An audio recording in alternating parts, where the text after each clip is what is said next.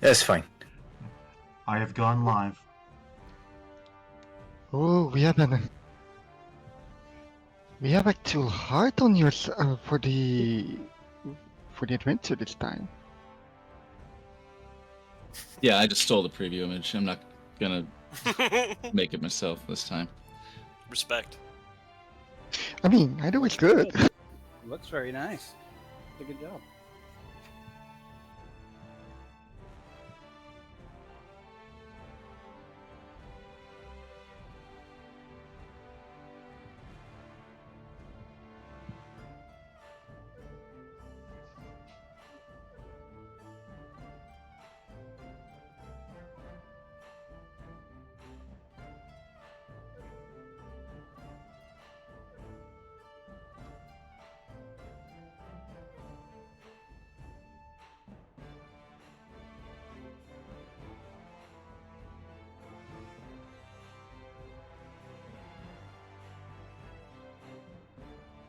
Hey, I'm level 4, so I'm only missing like 10 to get to Guano from before.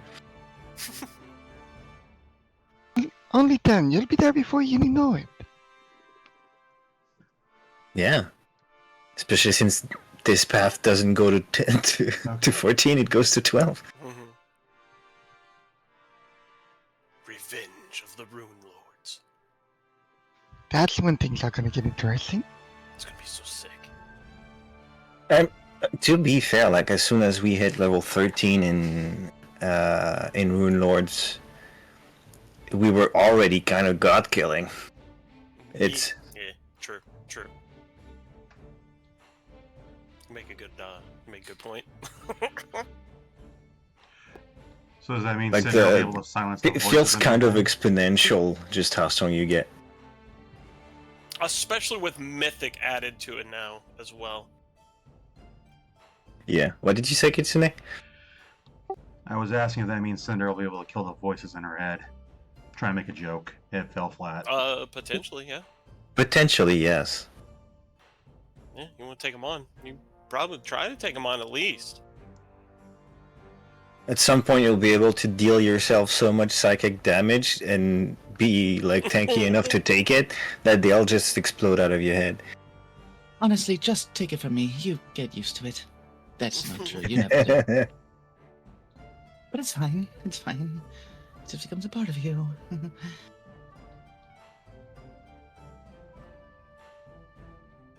Why can't anyone ever have voices in their head that are nice to them?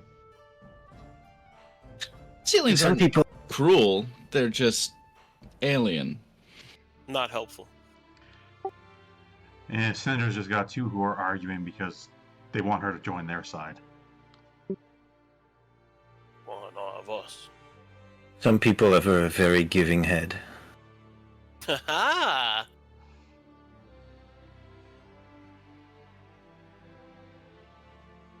One of these days, I'll get to play my little Eldritch creature.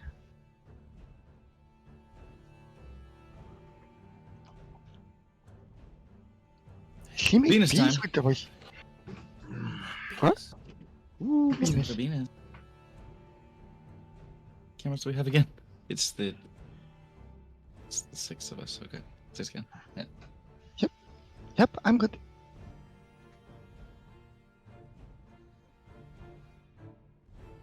Oh, actually, because that's there, that might be different. Hold on.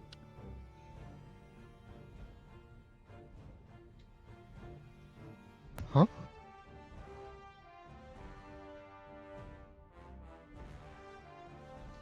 The order is slightly different because different cameras are on. Oh, okay. Also, I'm doing something for Vampire that I think is going to look cool. But that also means I won't be putting the cameras on stream anymore. Don't. But I'm gonna make like proper drawings and portraits of the characters and have them like as reactive on screen in front of the scene. Ooh, that sounds nice. That is pretty sick. Interesting.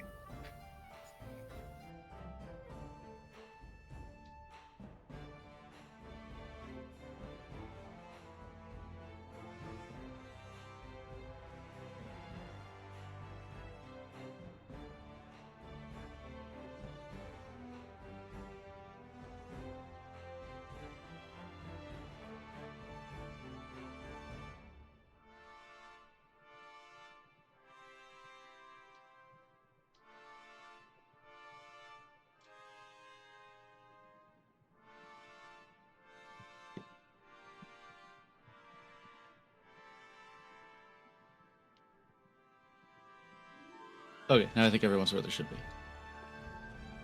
Yay. I hope I'm where I'm supposed to be. I haven't moved. Venus time. Okay.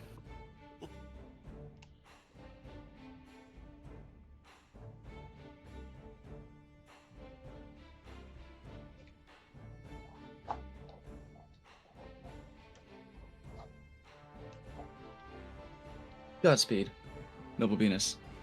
Thank you for your valiant sacrifice that we may be blessed with a bountiful harvest of Pathfinder.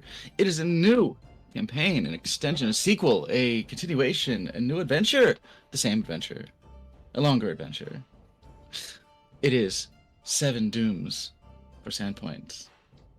I am Slappy Meats. Hello, this is my channel. You can tell it's my channel because it's got my name on it. You can just see it if you look with your eyes. Oh my god, it's not that hard. Come on, Jesus. But I am also playing the Undyne Oracle, the human Undyne Oracle, Cillian Monsoon.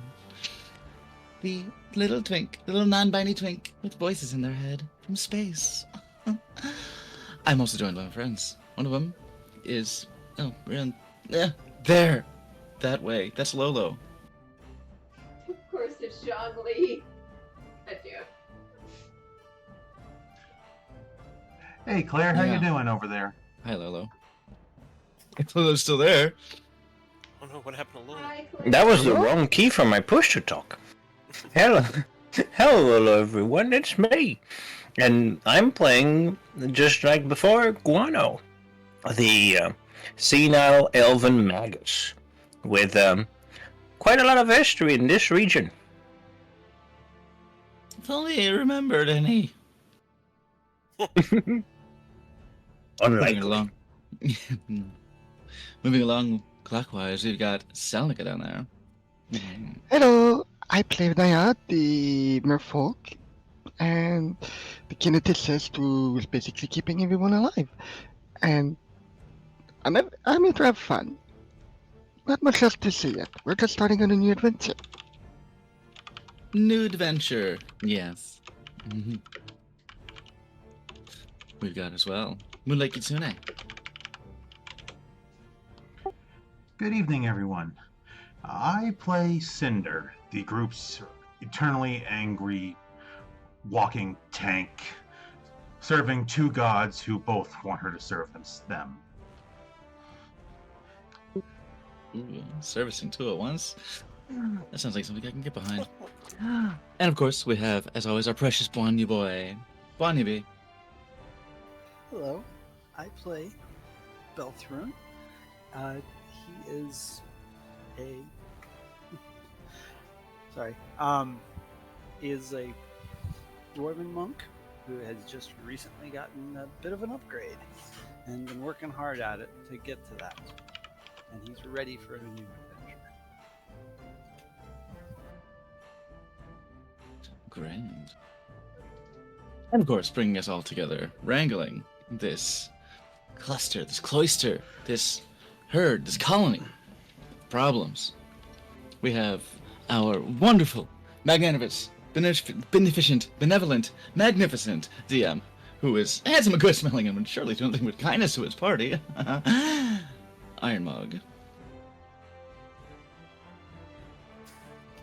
Welcome back, hail travelers, once again.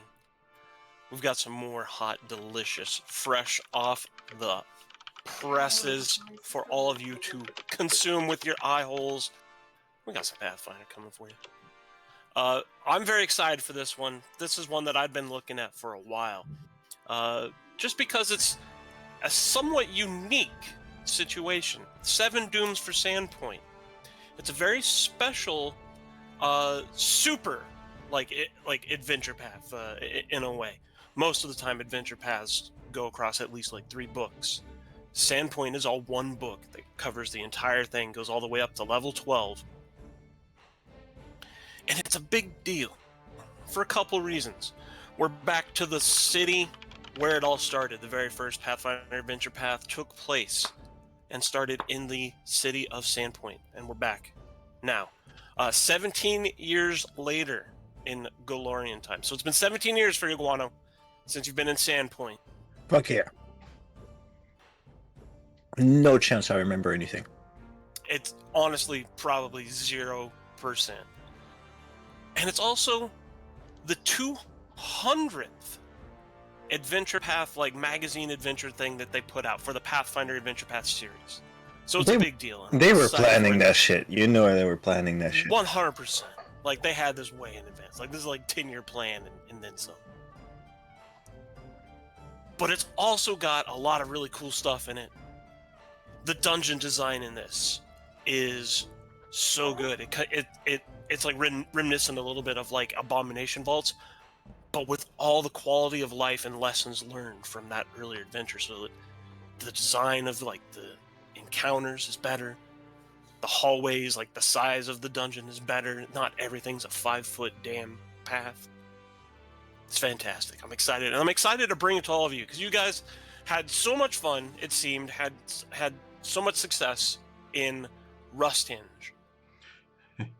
And this is kind of the intended next story. I hope all the hallways aren't 5 feet. My character's 7 feet tall. Yeah, we'll get to that. That's probably going to come up. We'll see what happens. But no crap.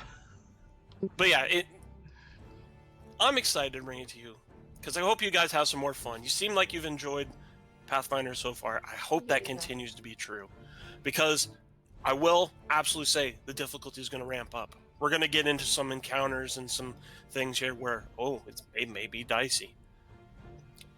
Running away may be the thing to do. We'll see. We'll see how it goes, what we get to. I hope you guys have some fun. So let's get to it. 7 Dooms for Sandpoint.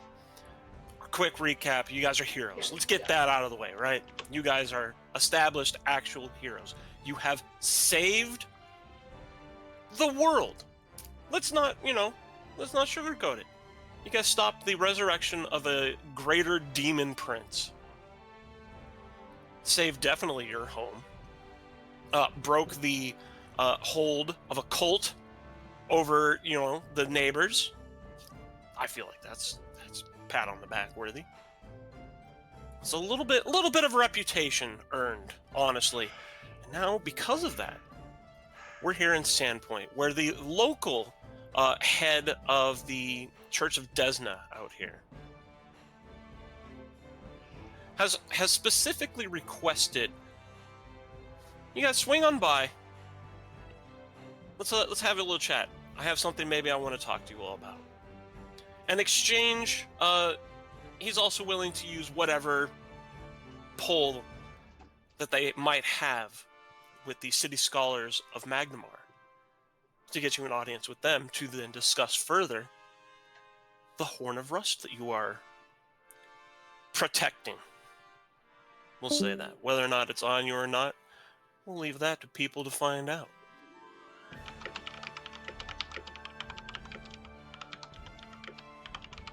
Uh-oh, lost a Lobo. No. We lost the whole man already. Yeah, we're already down one. That's never good. You never want that.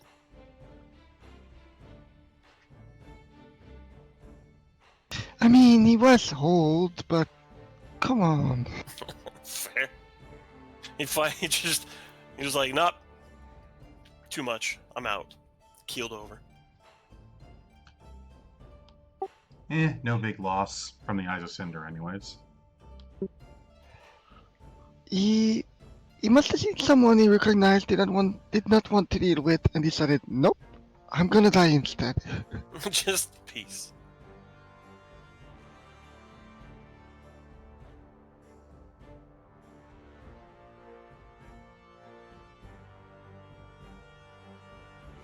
The adventure art is there instead.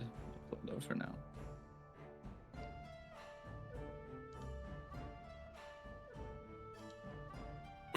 That art, it looks hopeful, right? Like everything's gonna be fine. Nothing's gonna go wrong. It's just a quick little visit for some information. What do we know about Desna as a deity? Oh, I would know a lot about it. Desna's Well, pretty some chill. of it.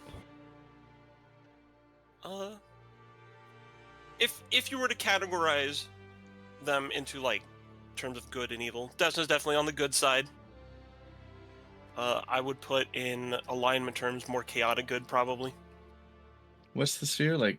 Revelry and light and merriment, something like that. She's very much about Love. exploration, exploring things, finding out things. She's the patron goddess of wanderers, and she tends to travel the Sea of Stars to see what she can find. She's all about discovering things. These are her official edicts. She will aid fellow travelers, explore new places, express herself through art and song, and find what life has to offer. Symbol is a butterfly. Sacred animal is a butterfly. Basically, if Felony had been in Golarion, this now would have been her patron saint.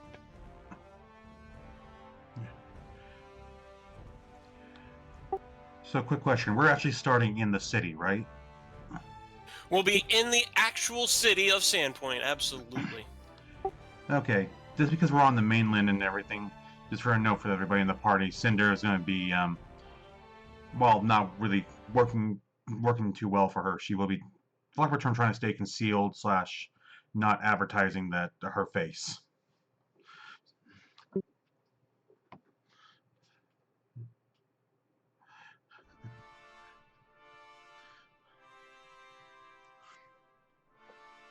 The road's taking a while to come back. But yeah, Mm-hmm. you should be able to see this map, hopefully. Yep, I see the map. Yep. This is the map of Sandpoint. This is bigger than Iron Harbor. It is significantly larger. Sandpoint itself is a like full-on actual major trading hub along a section of land that goes from like Magnamar through Sandpoint up around the bend to somewhere else. It starts with an R. I can't remember right now. Welcome back, Lulu. Yay, Lolo's back. Yeah, my Wi-Fi router has a really great sense of timing. It does. So we're looking at Sandpoint. I know We would this have place. arrived in town, made your way through to over here. This is the Sandpoint Cathedral, where we will be starting. In fact, you guys are basically like right out here out front. Where did you say? Because I didn't see your pointer. Ah, Go to the okay, I building see it labeled now. 1. I think you can see the names of them if you hover over the numbers. Shrug. Yep, I can can. see them. Yeah, so that's all the different locations around town. Some of them are like, you know, inns, some of them are shops, some of them are just residences of some notable NPCs. Yeah, this is where we're going to be hanging out for a minute.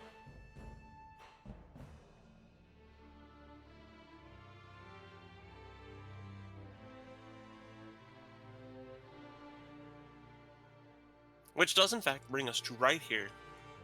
The beginning of the adventure starts outside the doors of Sandpoint Cathedral. Again, you've been asked here by Abstelar Azantis, the High Priest of Desna. Again, I do want to. I know I asked this last time, but I want you to refresh my memory if it's not too much. I am a follower of Desna, but how much would I know of this High Priest in particular? Probably not much. Again, probably not much. Like, he doesn't really stick out. Like, he's certainly not trying to climb the ranks or be anything more than just a good priest take care of his, you know, area. He's Got it. not someone that really sticks out.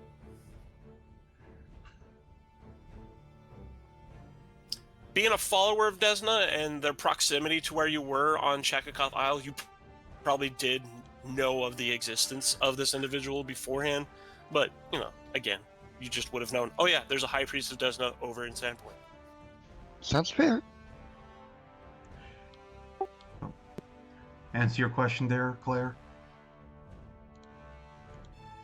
Oops, I need don't that. know about the rest of you. I am, well, rather excited for this. It's certainly no meeting with the scholars of Magnamar, but oh my god.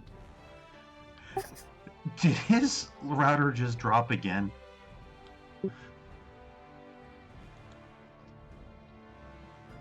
Sounds like it. It must be a Glad I got my sense of fucking- humor. I got my stream deck queued up. Classic. Anyway, Julian just, I guess, addresses the group, especially the more pessimistic of us, and well, I'm rather excited to see what this person has to say to us. A request, a meeting, whatever it is, certainly outside the walls of our small, well, I suppose my small hometown. Well, I've heard of this priest quite a few times, but I traveled a lot, so I never got to meet him. But I'm really excited to meet him. Honestly, more excited about the Scholars of Magnamar, but I'm sure this will be very illuminating. I'm sure they will let you read all of their books that you request, or at least most of them. Do you think so? In fact, Celian, specifically for you, Vandus would have come to you almost directly. Been like, I know you're, looking forward to going to Magnamar, but you should definitely go see this guy because of their relationship. So he's like, go, please go see my friend. Please help him realize I'm cool. By proximity. Okay. And, all right, great. Well, it's a cathedral. Is it like the kind of atmosphere of a church on a city street that you could just enter? Absolutely, it does have that feel to it. You can again also knock if you want, but yeah, the big heavy cathedral doors do open. I'd be surprised for the Church of a Wandering God to not welcome wanderers. That's true. I can't shake the feeling of everything being oddly familiar since arriving here. It must be my imagination. Hello there. Yeah, Cinder An adjusts acolyte. her hood to cover her face a bit more and then follows the party. Hello. Greetings. Voices in your head, Cinder, grumble for a minute, but it seems that they're at least cool with Desna, so they're not, upset. She mentally shoots back, it's not like I'm worshipping this god. I am here on request. I've got And you enough... can see, in fact, evidence that this cathedral is not solely to Desna. It seems like it's set up for 6 different, at least, major forms of worship, Desna being one of them, and just probably the biggest and most influential. The acolyte from the end of the hallway comes striding towards the door, seeing you all arrive, smiles, offers a little bow as you approach. I do believe that you are the group that has been expected. Lunch has been Yes. set up. If you'd follow me. Oh, how nice. Ooh, free food.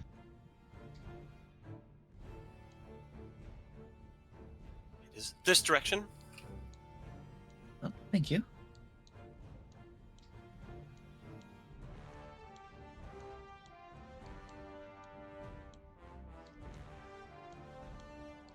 Celian's looking all around, taking in the scope and size of this place.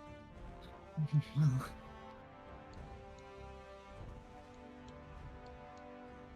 I had to do all the walls and lighting on this manually, and I'm so glad it worked Oh, out no. fine. Those arched Good. walls in the middle are supposed to be open so you can see into the garden. And it worked, and I'm so happy that it worked. That must have been a lot of work. It took a hot minute. Yeah. They didn't have it, already done. That's sad. There's no pre-made module that has this map in it. This was all I had to go find a map for the cathedral itself. They throw most of this to theater of mind, and it's like that's fine. But I was like, no, I want a map of the cathedral. I want to be able to go here. You know. No, thank you for that. So the Much acolyte appreciated. will step up, gesture towards Absalar, who is currently, it seems, giving a quick prayer, lighting some candles. There is a table set up in the area as well. There's just no token or art for it or anything. That has food on it. Lunch, it seems, has in fact been prepared. It's a lot of finger foods, so it's stuff that you can eat while you're, up and moving around and talking. But there are large, like cushioned bar stool almost things around the area as well that are there for you to be able to sit on. I'll perch on one while he finishes his prayers and just wait for the first opportunity to introduce ourselves politely. Stepping over towards the table after finishing their prayers, Absalar will gesture, please, lunch has been provided. If you are at all hungry, help yourself. Yes, of course. High Priest Xantus, I presume. Indeed. It's good to meet you all. I'm Absalar Xantus. I'm the current High Priest of Desna here in Sandpoint. Why, hello. I'm Guano. It's nice that people haven't lost touch with their beliefs here. Yeah, that's not happening. Not from Cinder. Celia Monsoon. I look forward to our meeting, and, well, the spread looks delicious. Thank you. Greetings, I'm Nayat, a wandering merfolk who recently made temporary home in the village of what's the village, Mark? Osprey Cove is where you guys are from. Recently made a temporary home of Osprey Cove. I'm hoping to return to my wanderings soon, but well, events happened and I was needed here.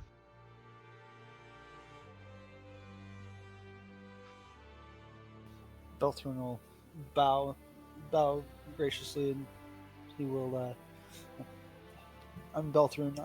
I'm here to help in any way I can. Cinder with food in her hand is, I'm Cinder, just a wanderer. As she goes back to eating. Of course. It's good to meet all of you, and I'm glad you're here to help, but don't worry. We'll get to that. Let's eat and enjoy the day for a bit before we turn to the reason you're here.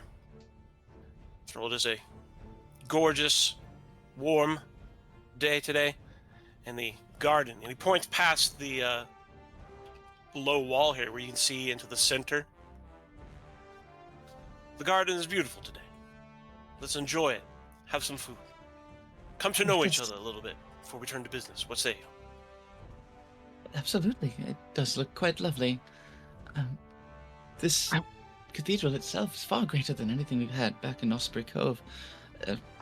Not to say I really cared to spend much time outside of the archives and library there. It is somehow missing that thing that makes all vistas more beautiful and more enjoyable for all. That, of course, being the laughter of children.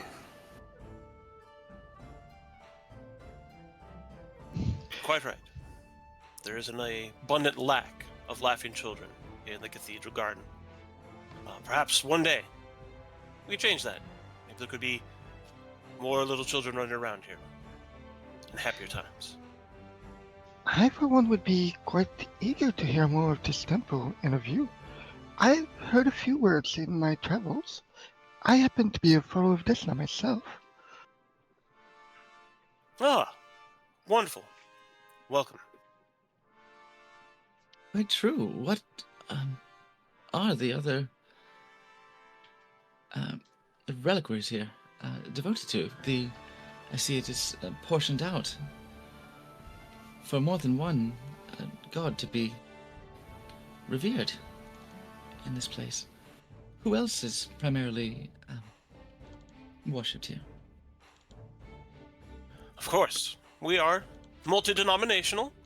We have shrines here dedicated to Abadar, Calistria, Desna, of course, Aristil, Gosre, Serinre, and Shaylin. But we do welcome worshippers from many faiths, of course. Our home is open to all, of course, who might travel. And he smiles. Well, at the very least, the whole of the Soverian Conclave.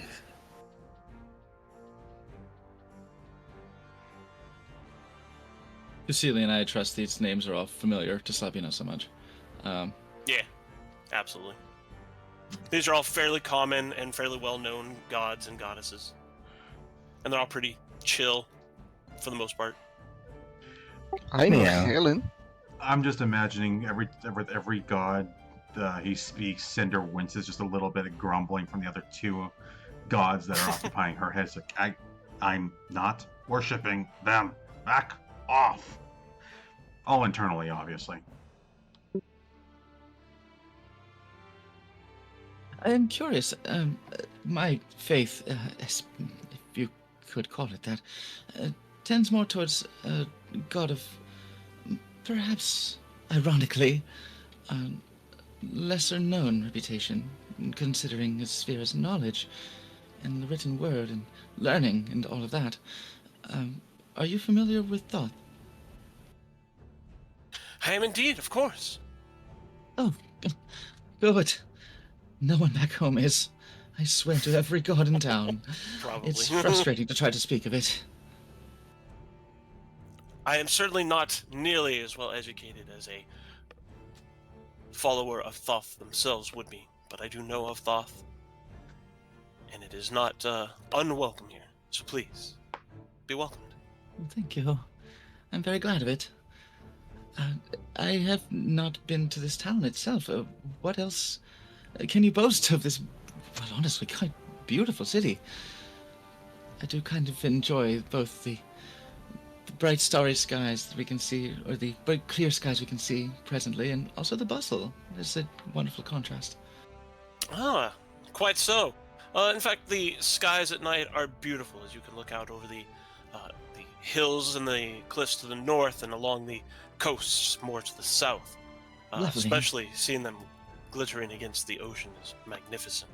There are seldom more beautiful sights. Does your town have a library?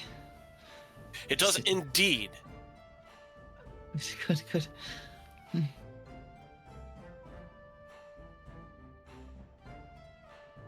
You see Celine sort of just vibrating on the stool, just...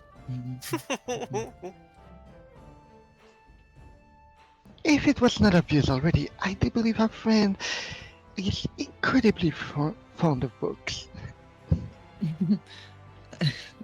Sorry, is it that obvious? Putting it They're lightly. portals to other worlds, much as figurative as literal. But that's... Oh, maybe that's just... the stars talking. But this spread is quite lovely. What is on offer as food? Like cottage cheese lettuce wraps and like really fresh stuff, or like barbecue Yeah, and ribs. like if you've ever seen like the sandwiches that are cut to basically like finger sandwiches, like they're just like an inch wide maybe. Yeah, little deli cuts. Yeah. And the typical monastery 160 proof alcohol. yeah, the stuff that that it burns. Oh, I assume there's at least a few fishes in there. the flagellant libations. Absolutely, there are. There's like crackers, cheeses, meats, stuff you might see like a charcuterie board of some sort. There's definitely some dried fruits as well as some just fresh fruits. The alcohol that is provided, and there is some alcohol provided, is actually pretty good. The city of Sandpoint has a very good local brewery known as the Two Night Brewery.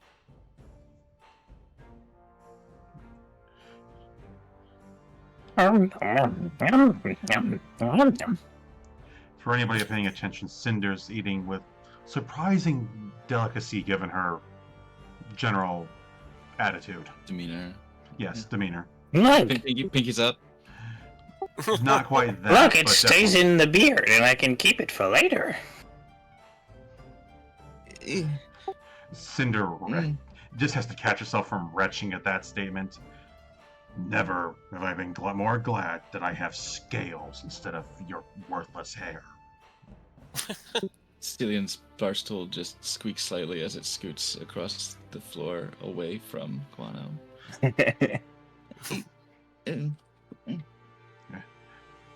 Please do pardon our friend. He has forgotten a few points of manners with the years. It's okay, he's young, he'll learn. Take a sip of the alcohol. I'm sorry, I don't drink much. Strong, good, I think.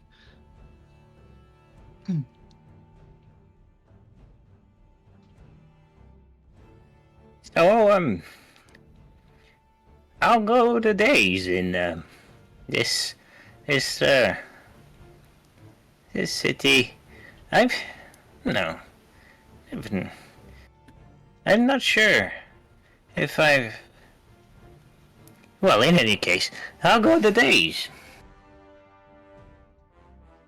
Sandpoint gets on just well enough. We've so far weathered a couple of incidents. But Yes. the town is resilient. We rebuild, we come back, we are strong. The community here is thriving. I don't wish to sour the mood, if that is not your intention yet. But do these incidents have anything to do with the topic you wish to discuss? Oh, no. These mostly had to do with the return of Thassalon. Oh, we are not unfamiliar with that. Understand, at least somewhat, how that can be a trouble.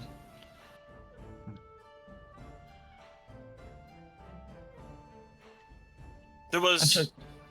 about 16 years or so ago, a falling star struck a small island near Riddleport to the north. We were saved.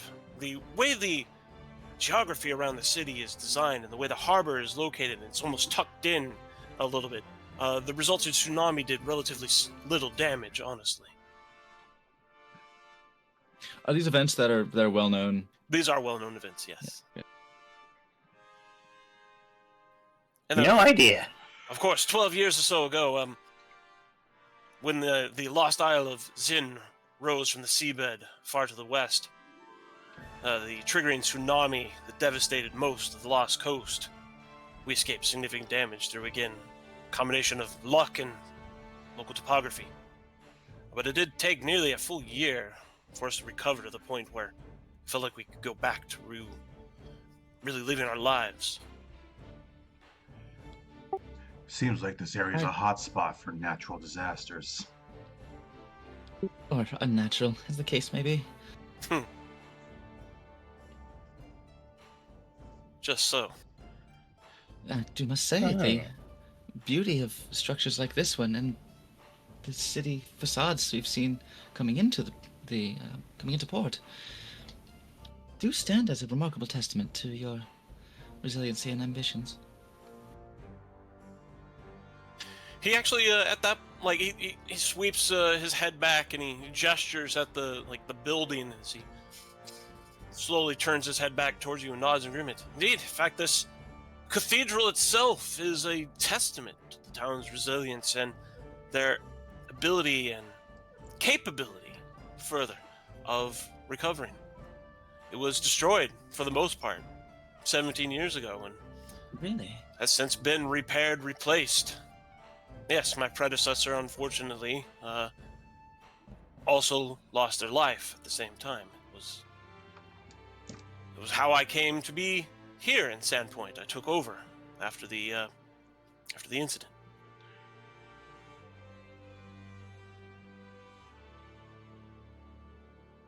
Looking around, is there any blemish? Like this looks like pristine as it is, like rebuilt completely, or built atop the old ruins, such that you could see different seams, like different. Absolutely, absolutely. So the second, for sure. You can see where the old stonework still is. It's definitely a different color, being obviously older. You can see where repairs and refurbishes have obviously been done.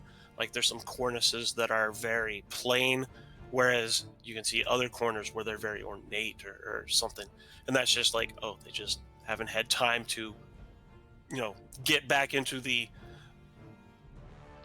extras as far as the repairs. But the building itself does look like, for the most part, the foundation itself is still the original. Most of the walls are still original. It looks to be the ceiling and some of the interior walls that look like they've been fully replaced. On Cinder's end, being the now cynical bitch that she is, when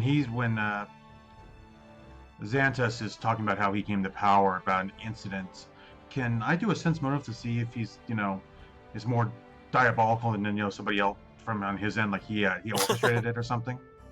Absolutely. If you want to target him, do a sense motive, please go ahead.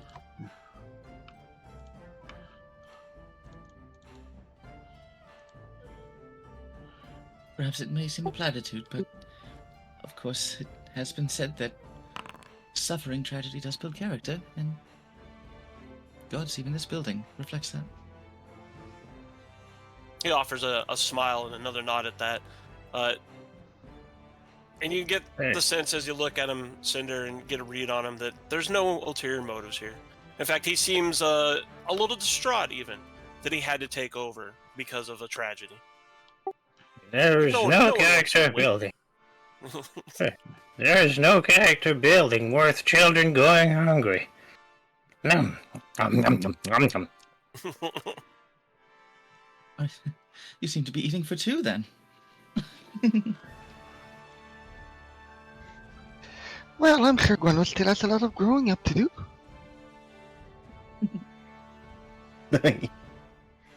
I'm still a young growing man. Is the priest eating? Is he? He does every once in a while. He'll wander over. He'll grab a handful, like some nuts or like some grapes or something, or even one of the sandwiches, and he'll have a little bite here and there as he talks. The acolytes, seeing that you guys are in good hands, will bow and return to their duties. Come on here. Gweno kind of hands the priest like more substantial things and goes, young people need to eat more.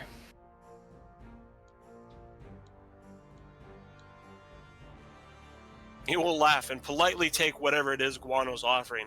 Does not eat it immediately and simply just gives like a very gracious nod. Thank you, of course. I will make sure to do as much eating as is necessary then. Very good, very good. But please, though, I have been talking over much. The lot of you, you've had an adventure. Please tell me all about it. You are heroes. How does this come to be? Well, I suppose it was kind of grand, wasn't it? Didn't think it to be so. Honestly, it just started as a diplomatic mission that the elders asked of us, believing us capable of bridging the gap between Osprey Cove and Iron Harbor. It turns out, however, that some Thessalonian ne'er-do-wells, to put it lightly, had greater plans of designs of bringing about destruction of untold magnitude. This was the usual, the little inner conflict of those silly ancient folks. It was a silly cult that had put in their head the idea of resurrecting something old and dead, and we stopped it and let it rest as it should. And that's all there is to say about it, really. And this new Thassilon nonsense as of Thassilon only the name. They don't even speak the old tongue. Honestly, this was only meant to be. It was only meant to be a bodyguard duty, as we accompanied the elder to a meeting with rusthendge. But we're with the we're with the elders of Rust Harbor. But things just did not end up this way, and we took our duty to the logical limit. I got dragged in because I was directed to the area and needed money. I was there to take care of Elder Ordwy as we were heading off to this meeting to mend fences, it seems like, and things kind of got out of hand from there. But we, it seems like we did the best that we could. Oh, but it could get dangerous in future. We saw him. We saw that fat oaf of a Billy Marius, but it was a pantomime, a mockery of him. I hope that doesn't reach his ears. It was, yes, an effigy, a puppet, there, bred from resentment and insult. Millennia old resentment of the Rune Lords led to this festering hatred that sought to open the door to something foul that I, honestly wish not to mention by name in this sacred place, if that's all right. But we slammed the door closed, though perhaps some lights or shreds of foul light still shine through, in that we do have questions for the sages of Magnamar regarding an artifact that was being used by the cult, and we seek to take it there and discuss at length. Yes, and well, in any case, if Billy Marius decides to do anything about it, let's just hope she does it far away. My goodness. That's remarkable. That is a remarkable story. I've not heard much of its like in some time. Very well, very well. I believe... yes. You'll see he will... At this point, he will take a bite of whatever it was Guano had handed him. Nods to himself. Gestures for you to, again, help yourself to the food if you want, or take a seat if you want. But perhaps we should get to it then. Yes. Yes, please. I'm very eager to know what you would ask of us. Certainly. He takes another bite as he seems to use that moment to gather his thoughts. He takes a deep breath while he's chewing. To sort of like set his nerves at ease a little bit, I do add that Vandis does speak quite highly of you. Smiles a little bit at that. Oh yeah, never showed off his art. This guy's got some great art, by the way. Oh, let's see it. I love it. It looks so cool. There's so much conveyed about his character, and that is so good. Yeah, he's got the downward sloping eyes like I do. He looks worried. Yes, kind, weary, mostly neatly put together, but very weathered in the craggy face. He's got like the very clean. He's got the permanently creased brow by like anxiety. Right? He definitely looks like someone that has had to get down to business a few too many times for his liking. But Just also, this guy's had an anxiety headache. very pronounced apples and deep nasolabial folds that says that he also smiles a lot. Friendly granddad. Yeah, exactly. It's exact like how he seemed like the first time I saw his art. I was like, who is this guy then? read about him. I was like, oh, okay, I dig it. That's good. Anyway, after he centers himself, it seems, for a moment, he looks at all of you, gesturing with one hand, still holding the last bite of this food. What do all of you know about Sandpoint's more shameful history of recent? Gosh, that's a good question. Actually, good question. What would I have heard on my travels? So, this obviously is not a state secret by any means. If you've done any looking into Sandpoint, reading about it, after you found out you were going there, for instance, this is information you could have easily found. If you want to remain ignorant, you can simply decide nothing. We just didn't look into it for shrug reasons. But Okay. if you want to roll maybe a recall knowledge, see if you have picked up any information at some point or another, Yeah, feel free to roll that. I haven't looked into it, but maybe being here refreshes something in the memory, so I'll recall knowledge you tell me. Yeah.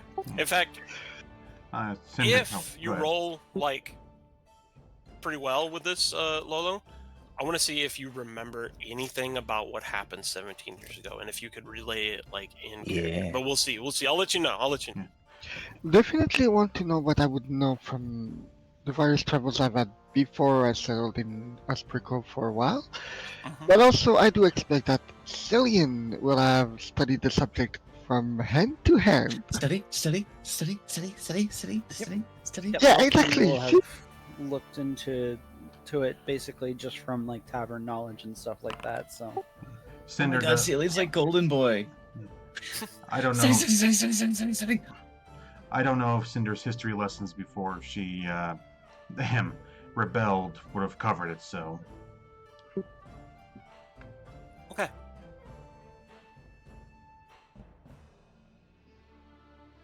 So I'll let you know that there is enough of you that rolled well enough that I could divulge some information out of character that you would know. Guano, you rolled well enough that absolutely, Lolo, if you remember any of the history, feel free to divulge it as you have a moment of clarity.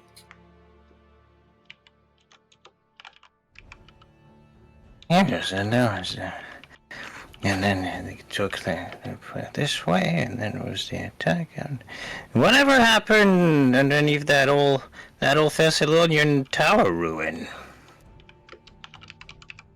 Oh, is that the ruin we saw as we came in? Mm-hmm.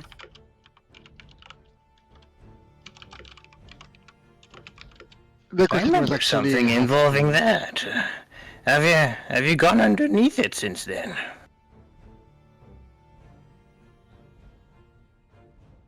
Absalar shakes his head.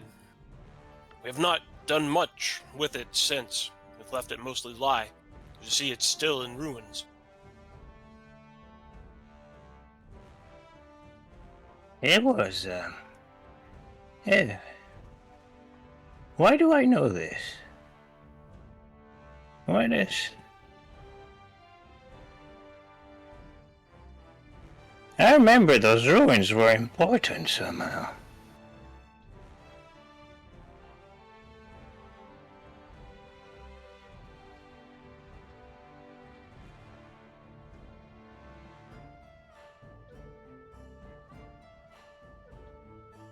They did all play a part.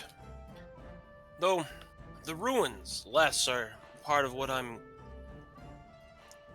concerned with, as those have simply lied in ruins for some time now. No. I am more concerned with the shameful history this town has had.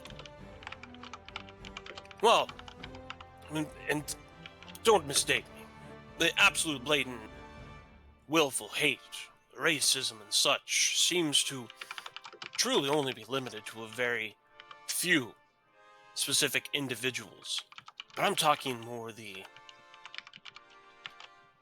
systemic forms, the sweeping ignorance that perpetuates. I'm talking more the shameful history that started roughly 40 years ago, when a foundling baby showed up on the stoop of this very cathedral.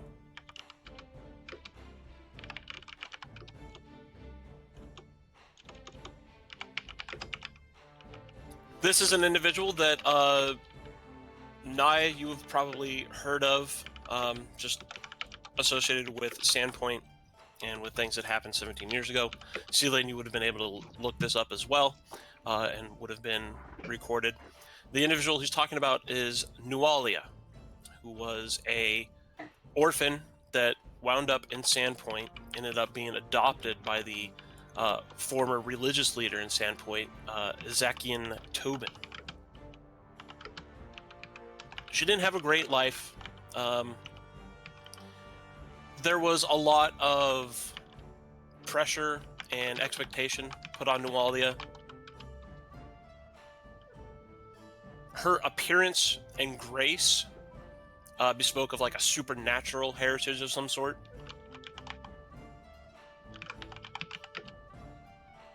By the time she finally reached about 10 years old, it was obvious. Everyone could just tell that Nualia wasn't just a human. Nualia was in fact an Asmar. She had this very unearthly kind of countenance about her. She made like other children like either like they were jealous of her, or like, you know, shy, like, you know, standoffish. Many of the children took to playing like cruel jokes on her as she grew up. The adults in town weren't much better because of her very obvious heritage. People viewed her as like blessed by Desna, and they allowed like rural superstition basically to take hold. And there were like just the stupidest stories, like Nualia's touch could cure warts or rashes, you know, that kind of stuff. Oh boy. If you took like locks of her hair and brewed it in a tea, you could increase like fertility. You know, these very obviously ridiculous, superstitious nonsense tales, and Nualia had to put up with it her whole life. Celian is no stranger to that. When his geniekin nature had become evident to those sailors especially, he would be pestered and picked on about, here, let me make a wish off of you. If I rub your forehead, if I rub your tummy, can I make a wish? That exact kind of nonsense, yep. Yeah, about that was exactly what I was gonna ask, because you know Naya's past. How much of those very stories would she have heard to being compared to that? Yeah, you would have heard at least a few of these probably, that there were many superstitions around Nualia. Similar to, you know, Okay. mermaid scales can cure this or that, you know, probably the same kind of Yeah, nonsense yeah. that you would have heard, that Celians heard. Probably the same kind of nonsense that Belthrans heard about dwarves. I'm sure that Cinder's heard about being a dragon-blooded individual, and that Guano has probably perpetuated being an elf, and elves are terrible. So when the high priest is speaking of this foundling, and we know who it is, Celian already perched on his bar stool like a bird. The way they're plucking at the food. He's just kind of like, you know, like the hands planted on the stool and legs just up on the little bar. It's already kind of planted like a bird. He sort of hunches in and tucks in like, right. Always is. There's a little moment of bristly sort of turning inward. Furthermore, you would have. There's also, and this is because people would have obviously looked into and investigated what happened in the book was called what? Burnt Offerings. Yeah. In the book, the events that took place in Sandpoint, that people investigated, people would have talked about it. There's probably been more than a couple of like researchers or sages who have come and investigated it heavily. So there's probably a couple books Celian came across about it that also talked about how Nualia's adoptive father, Ezekian, was not any better.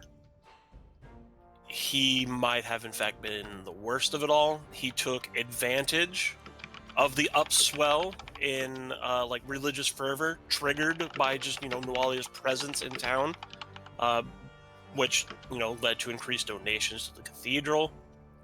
Like, look around, it's this great for a reason kind of thing. He kept her on a very strict curfew meant to preserve her purity, so she could eventually join like a prestigious group, like a convent in Andoran. Plans for her that Ezekiel had. Didn't care what Nualia wanted, how she felt. Was just gonna, force her to basically be his pet, almost in a way, like his pet project. Racism would have left a pretty big impression on Guano because that was his whole thing. Yeah.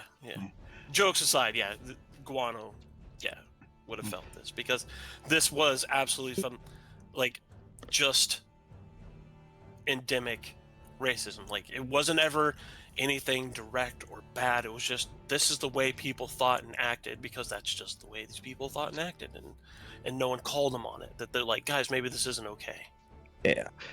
Yeah, the memory, being reminded of what the stories are about Nualia's past, you will see Naya very clearly flinch for a moment and have a bit of a 1,000-yard stare before she gets herself up and put the mask back on.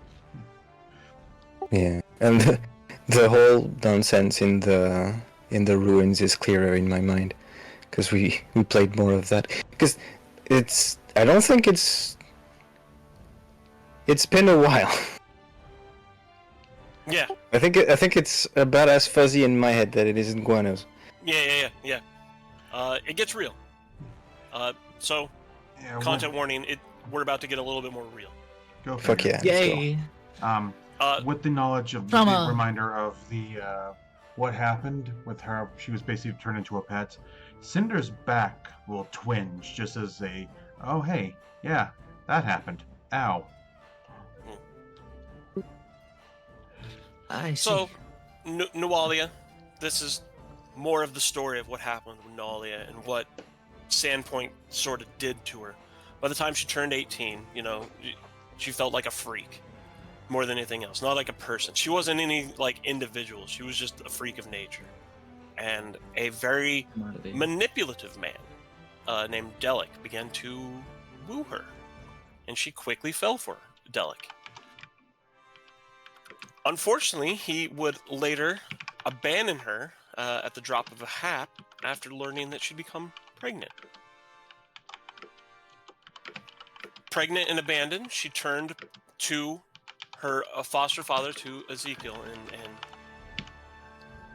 came to him for, comfort, for support. Only, instead, he overreacted, forbid her from ever leaving the church again, so that, he could watch over her always, and he, would just lecture her on the virtues he felt that, she should be following. And this was not only the final step in Ezekiel's fall from grace, but it also set in motion everything that would, come later, that would ultimately end in the fire that burned much of the cathedral to the ground, left Ezekiel, Tobian, and Nualia both dead. Only Nualia wasn't really dead at that point. Not only did she survive the fire, she was the one that had started it. I just realized who you were talking about. It's the previous priest. It's Ezekiel. Because that's Zakian. not at all how we said it. I was like, Ezekiel, like in the Bible. Who's that? Oh, Ezekiel. Ezekiel, Jesus, Ezekiel. So Nualia started the fire, faked her death, killed her foster father. Yeah. Deservedly a little bit.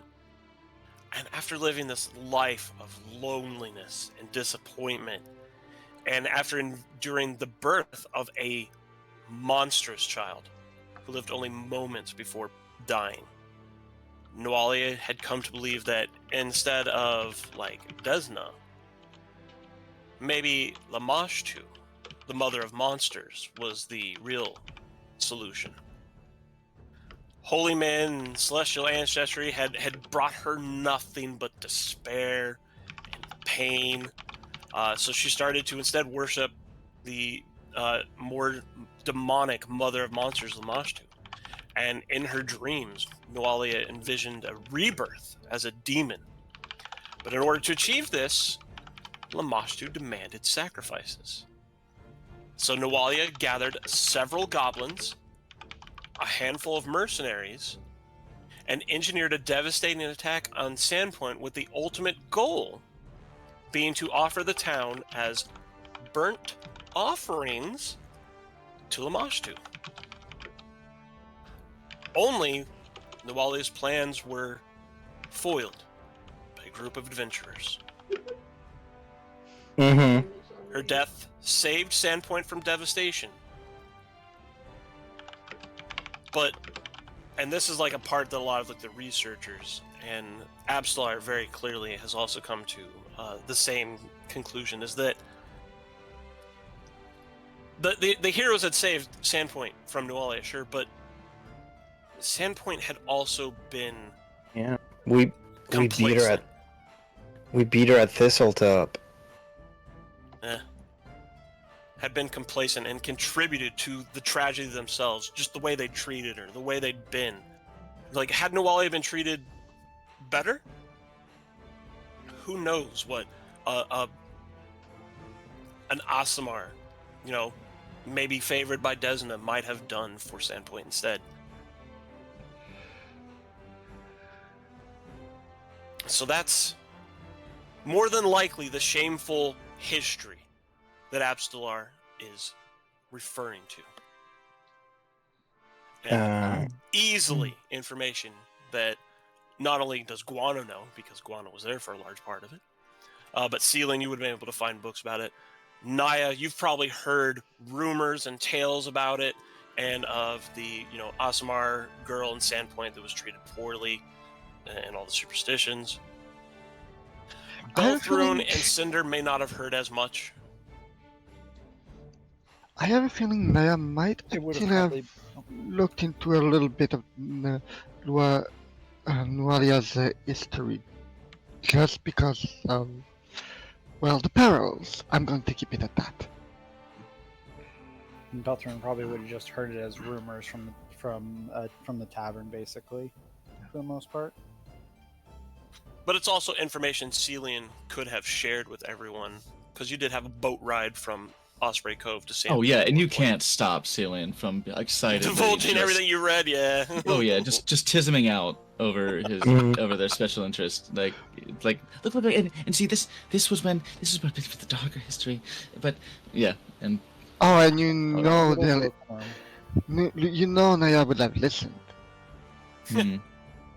So Absalar, he centers himself, takes that steady breath, and then asks you all what you know about Sandpoint's shameful history. And so that's what you know. Well, as much as survivorship of traumas may build character, it is the scars in the first place that leave their mark, isn't it? Ain't that the fucking truth? Naya will massage her arms a little and just say, Cillian did share quite a bit of Nualia's history with us, and I did know some of it already from personal interest. We had heard yes, unless there was more to it than the abuse of an innocent individual who could not control their own being, and superstitions and ignorance driving them to extreme measures. Then I believe we know about this, yes. There's a sweet little thing just misunderstood. Well, she went down. Yeah. I left after that. I don't remember what the others did with her. Where was her? Oh, you were there? Where? Here? Then? That sounds unlikely. I've been everywhere, and this doesn't look like a cave. There's a distinct smack as Cinder just face palms. And as you can see, Guano's memory comes and goes as the wind. A wind not even I can control.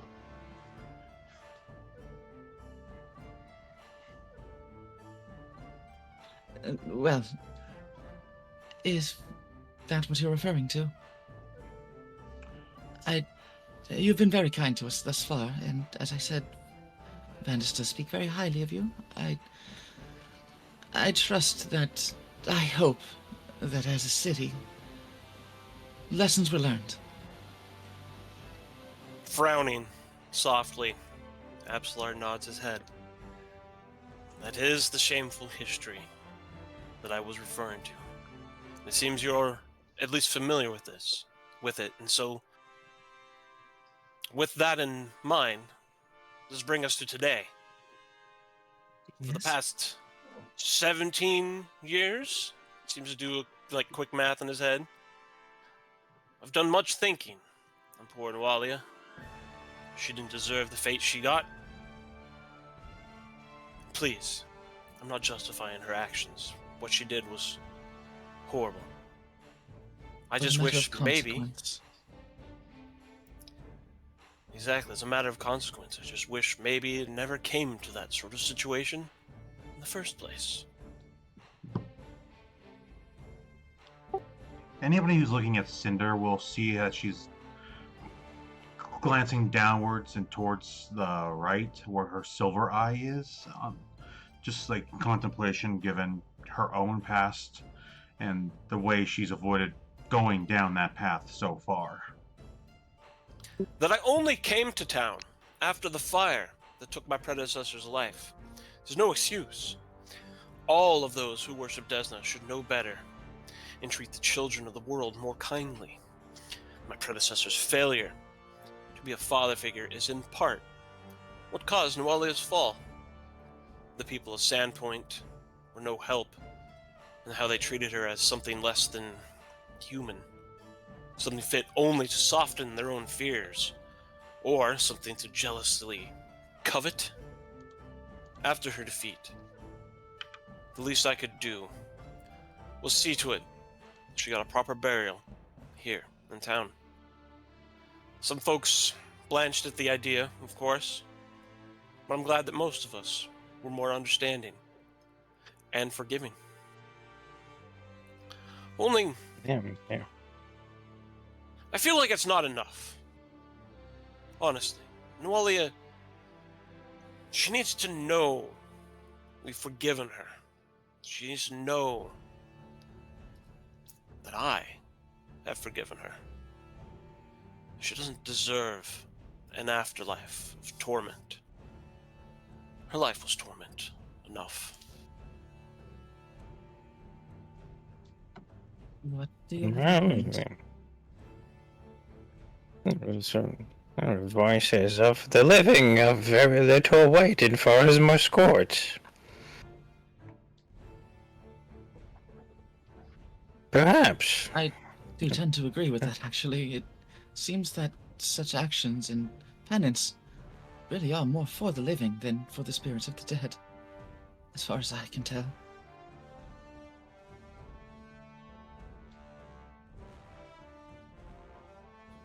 Perhaps. As she sees all for what it is. She will bring clemency in the truth.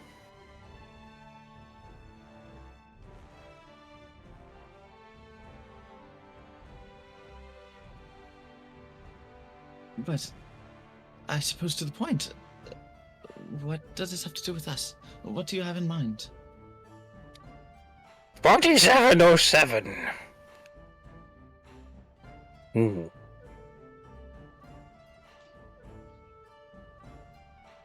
Sorry? That was a while ago.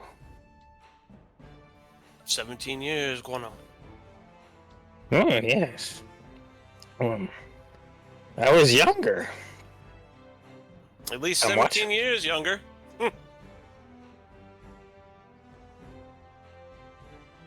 Oh, please, this old man was born old, and he will always be old.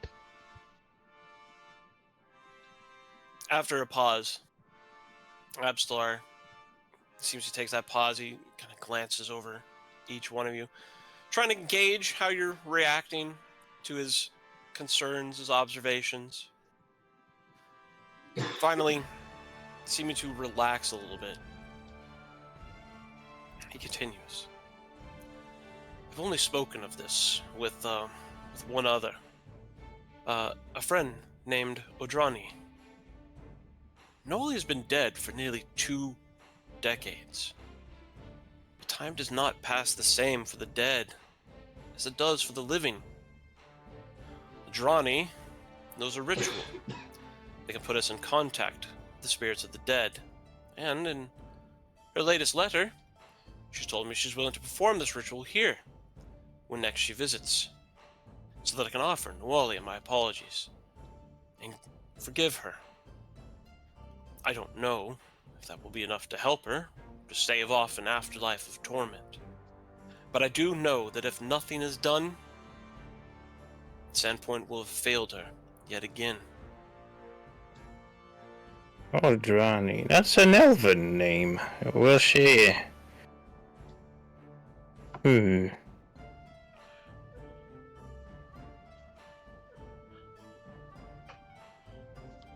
You want to summon the spirit back here. Yes, we want to summon her tormented spirit, to show it forgiveness, to give our apologies, and to hope that it might put her a little bit more at ease, might put her at rest. But here's where the complication comes in. Oh, it wasn't complicated already. I can't be the only... Good intentions aside, I can't be the only one in here that thinks that summoning a spirit of someone who tried to destroy this city is a bad idea. I mean, No they matter... are not intent on reviving her. Summoning is one thing, communication is another. No matter what she did, of course she could be forgiven. But that is to stand in our hearts. There is nothing we can do for those of the departed. This is an illusion, a dangerous one at that. I've done a lot so that those who live can keep doing it in peace. There's unfortunately, no way to bring that peace to those who have passed. I don't think there should be either. I can't believe I'm agreeing with Guano on this, but I have to stand by this point as I don't think this is a good idea. Aren't you worried that she would lash out against you during this summoning in any way? We ought to talk with that Odrani person and ask her if it is indeed safe. Absar holds up his hands. Please, we are getting ahead of ourselves. As I mentioned, there is a complication. Intent aside, good idea or not aside,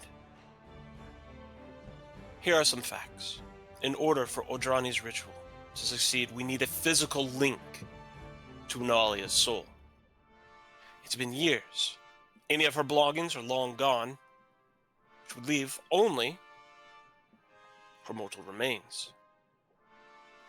As loath as I was to exhume her body, it was going to be necessary for the ritual, and into giving her my forgiveness.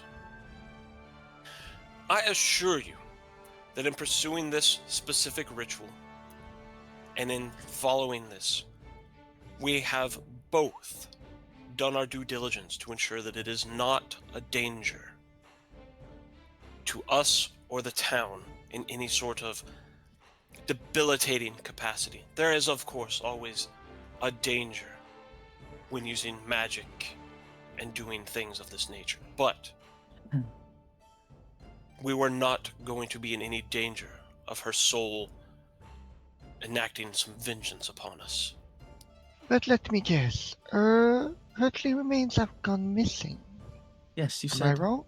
was. When we opened her grave, we made an awful discovery. Her coffin was empty. It had been tunneled into from below, so that when we did reach it, the entire grave itself caved in. Naffer, that's the graveskeeper, and I were fortunate enough to escape without much harm. But now there's a hole where her grave used to be. A hole that leads to an underground tunnel that's below the boneyard, just outside the cathedral. They didn't even leave the dope-ass pants. And you're wanting us to explore that. Is that where you're going to? To recover her remains. Or at least to secure them.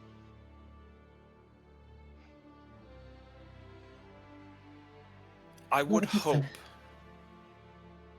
that yes, you would be willing to do a favor. To go into these tunnels underneath the grave. Personally, I would. Yes. Find out what is down there. And we believe that it may have been recent enough that her remains could possibly be recovered.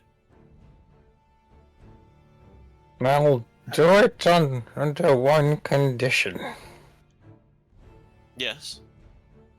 I haven't had a chat with one of my kind in a long, long time. I want a long, tedious, boring conversation with that Odrani person when she shows up. I will see to it. As your Good. guess is correct. She is an elven cleric of Vashava. Has there been any scouting of this hole, or are we the tip of the spear, so to speak? Again.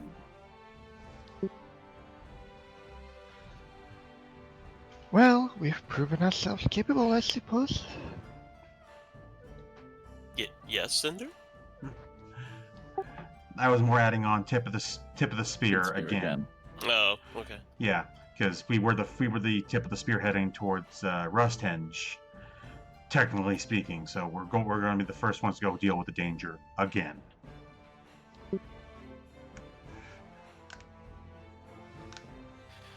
Some preliminary investigations have been done, of course, by myself and Naffer, though we have not ourselves ventured deeper into the opening than maybe about a foot or arm's length or so. From what we can tell, the substance, the claw marks, the scratching patterns on the underside of the coffin, the fact the body is missing, and the tunnel that it opens into, all suggests ghouls to me. They must have burrowed up from below to rob her grave.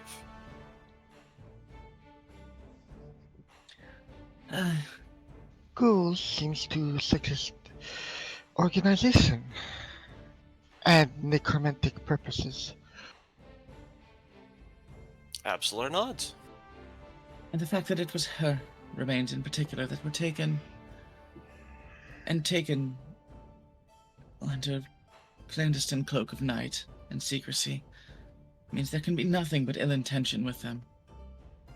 Whatever you and your cleric had in mind for contacting her spirit, this can only be worse. A revival, a beseeching, an appeal for nefarious purposes, and I personally would not like to see any more suffering on the part of someone like her. It sounds like we're preparing for the worst right now, it seems. In either case, it might be best if we went to see this hole right away. I would, Of course. Celine, If you have any other questions, please.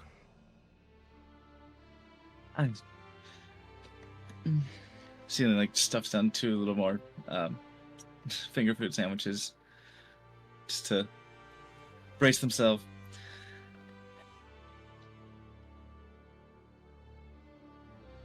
One thing I would ask, this tunnel, if our experience at, it was, was it Rusthendge? What was the name of the town where we had our adventure? Rusthendge. Osprey Iron- Cove is where you're from, but you were in Iron Harbor for most of the adventure. Iron Harbor, okay. If our experience from Iron Harbor is an indication, there's likely to be far more down there than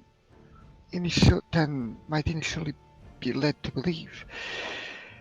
Would it be too much to ask of you to set up a return point for us to come back to should we need to rest and recover before heading back? Of course not. You'd be welcome here, of course, if you want to rest, recover as needed. As well, we can offer our services to heal anything you might need.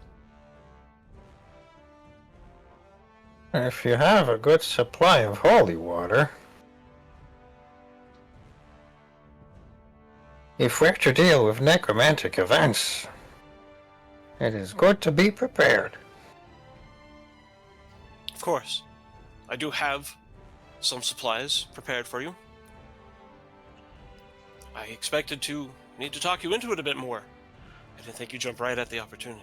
It is... Well, nonsense. If somebody needs help, help is to be provided. More I am a healer by pragmatic. trade. Help is what we provide, whether it be to heal or, well, to prevent problems.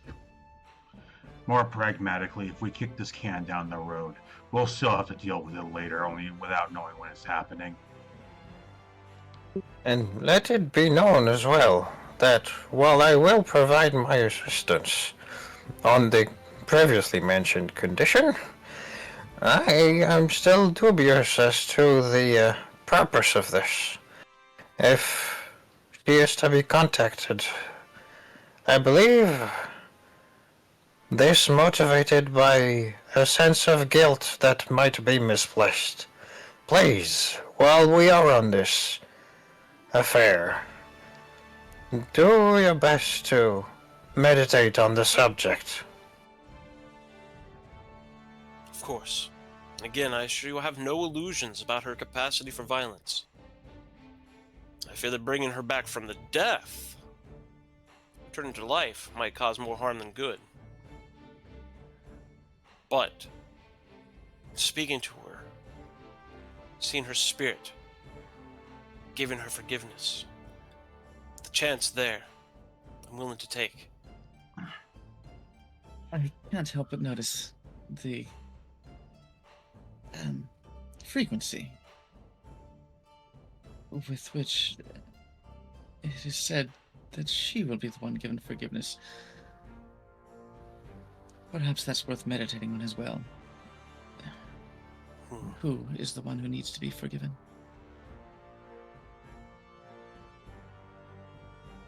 But for now, will you take us there right away? I would act sooner rather than later. We do eventually have Magnum to seek. Of course. Yes. Forgive me. Sooner we get to it, the sooner I can shake this sea legs of mine. And here, he will offer some supplies. There's the holy water. Mm-hmm. Can I do a religion check to see how Apsu and... I just blanked his name again. Pearl, give me a second here. They're your gods. Yeah. You might Daha. want to note them down on your sheet. I only have Opsu on the sheet. His son, the Hawk, is the one I keep blanking. Anyways, how they're reacting to the idea of bringing back the spirit just to talk to her and forgive her? They don't seem upset about it. That is, especially from Opsu, that is very surprising. For Apsu, it falls under helping others fend for themselves by offering this. The priest, Absolar, is hoping that Nualia will be able to move on her own and no longer be tormented. So it falls under that. Helping others fend for themselves. We're helping out Nualia, get where she needs to go. But, we're not sending her on. We're just going to talk to her, and if, she doesn't take it, then fuck her. If it was a forced kind of thing, Ops would probably be not at all cool about it. But since we're trying to do it in, a new way, Ops was like, I'm gonna allow this. Okay.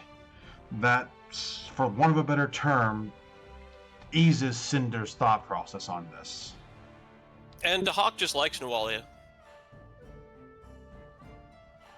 Yeah. Oh. Like, she's mad, evil, destructive, wants to blow things up and burn them down. Like, Yeah, like, but she's my kind of lady. But she had a dope fit. Yeah. True.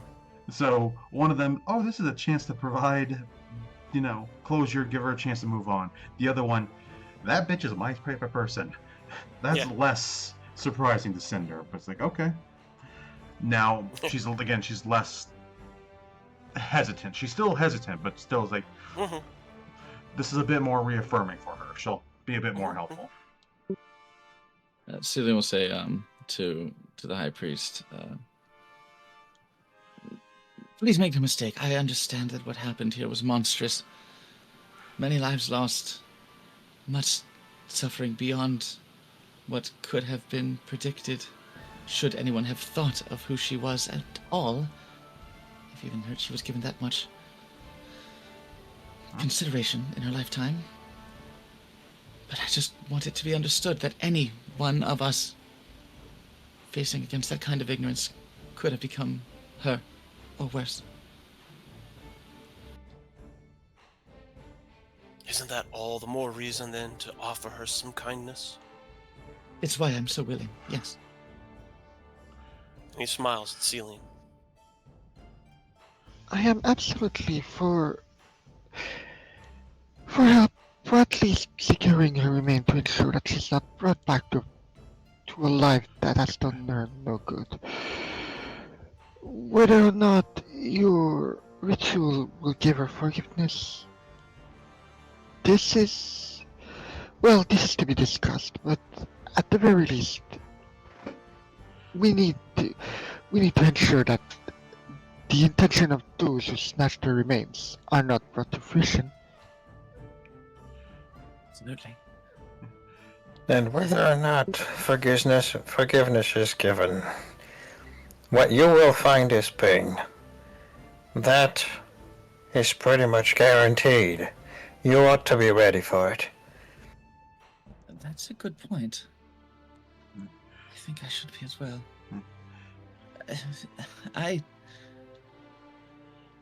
I can thank supportive family, the likes of which she never had, for helping me and supporting me through the ignorance that I've suffered for being what I am. I can imagine how she felt not having that, having worse, being further abused. I think, in preparation, I would like to know what she felt. And Cillian will step up, wipe his hands, sort of put their hand to their chest, and mentally brace themselves as they go over to the old stone and try to use psychometric reading on it. Okay.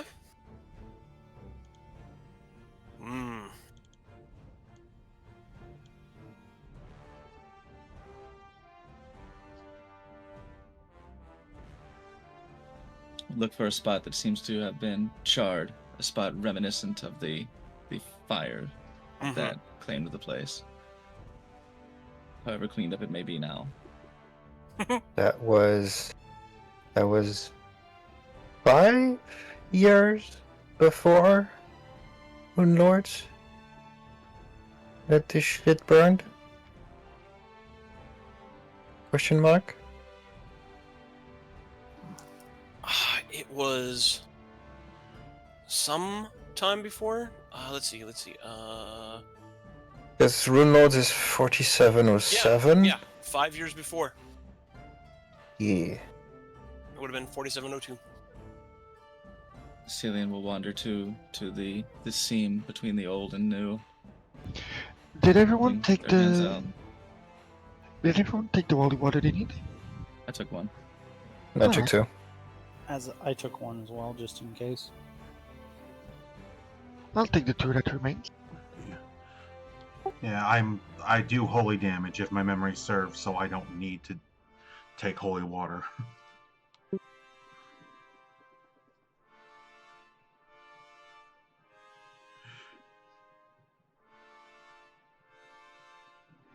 So Celian will go towards the seam and hold their hands out, open their mind, and think, what was it she felt in that moment? Here we go.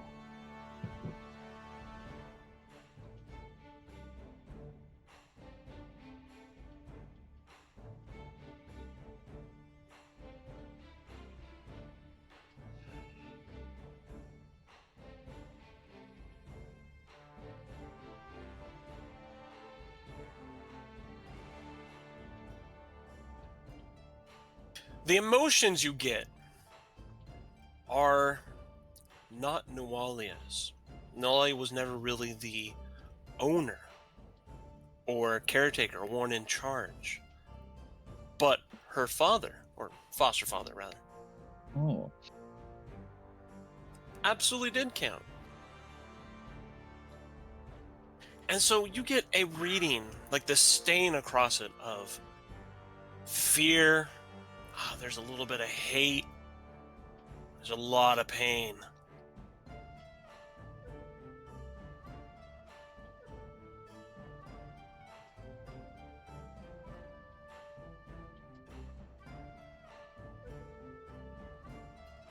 Ezekiel's fear of his foster daughter. No guilt. No He's remorse. a narcissist. He always thought he was Fuck, right. yeah, no guilt whatsoever. Oh, this fucking asshole. Yeah, this only furthers Celian's resolve of, like, it didn't have to be this way. It never had to be this way. Who was the real monster here? Yes, what she did was unforgivable, but you put her there. She was created as a monster, almost in a sense. Yeah, she could have been something perfect and pure, but nope. Ignorance and narcissism, bigotry, all sent her spiraling. And Celian's just... God, fuck's sake!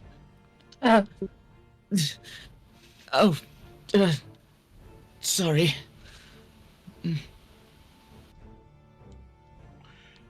Does Celian say this stuff about the narcissism out loud? Not that so much. Just the reaction that you saw there. There's a look of, like, wincing and taking in of a lot of emotion, but then that wincing turns into frustration of their own. Like, are you kidding me? Almost in an empathic way, if anything. Not a shred of remorse.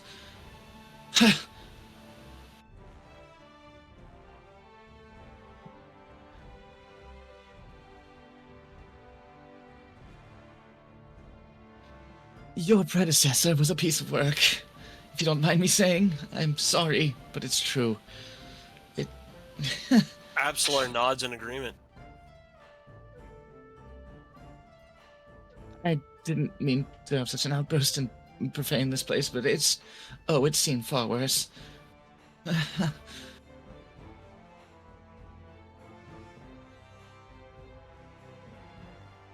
I wanted to feel what she felt, to know what we were dealing with if we are to end up contacting her somehow, but all I saw was your predecessor's feelings in this place as the fire took root, and to his last moment he clung to his bigotry and narcissism. Utterly reprehensible. I do hope there is brighter futures for this city than that. It has gotten better. For those who think they are in the right, there's hardly any lessons to ever be learned. Often the only recourse is to leave and to make sure they cannot hurt again. You have the right of it. It's why I spent most of my life trying to get out of Osprey Cove. Cinder snorts. It's why Narcissism's a I've been bitch. wondering. And Well, then she's gonna turn and start walking. if anyone needs done by right, if anyone needs done right by them, it's Nualia right now. Let's see about getting back her remains. Stealing goes to the table, takes a deep swig of that alcohol.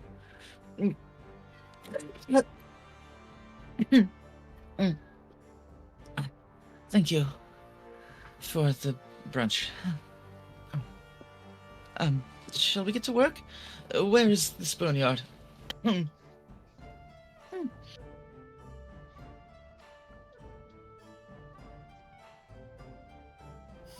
The boneyard is just a little bit to the east of the cathedral. It is the official, graveyard, basically, for Sandpoint. And so, of course, the cathedral overlooks it, takes care of it. Is Father or High Priest? I guess the title is High Priest. You would High Priest. address him as High Priest. Mhm. Okay. Is High Priest Xantus coming with us to show us the scene of the crime? Mm-hmm. He's going to follow you out to the boneyard. He will take you to where the actual grave is. It's currently covered up with like a tarp, roped off like he said it was, so that people won't just fall into it accidentally. Stealing looks over into the garden and just breathes in the lovely, beautiful day and the greenery and the flowers. Just tries to let that image rest gently over top of the image of smoke and flame and Holocaust that once inhabited this place. Mm-hmm.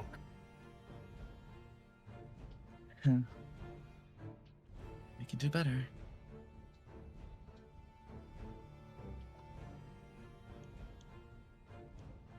There's a little bit of a sway to Celian's walk, because that's very strong alcohol. Additionally, Beltern will be right by Celian, trying to somewhat steady them, if anything. I'm fine. I'm fine. It was just a little intense, is all. Additionally, You sure?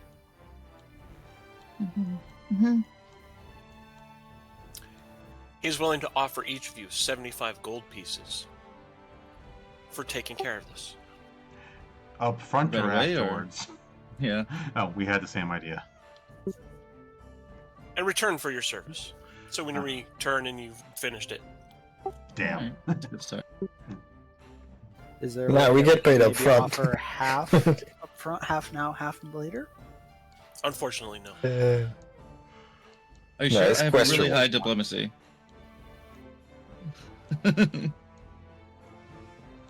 We're here to help. Let's not, Yeah, Celian wouldn't be the one to negotiate, except for like, what if we need some anti-zombie guns? Let's get that hook up first.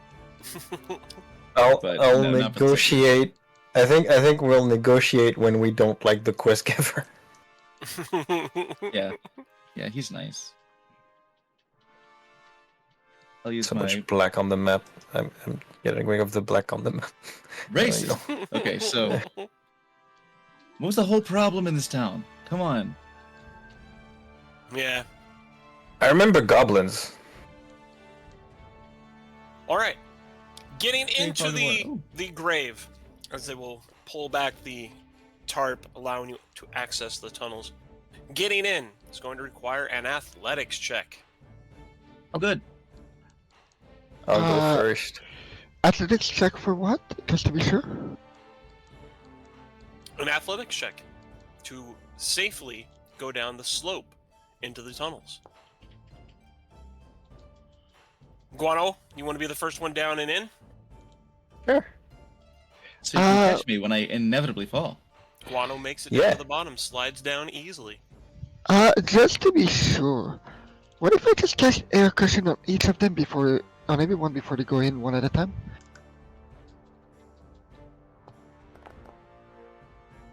Belthrin makes it in, no problem. I'll be in. Well, Hold on. Oh, shit. Because, this is gonna be fun.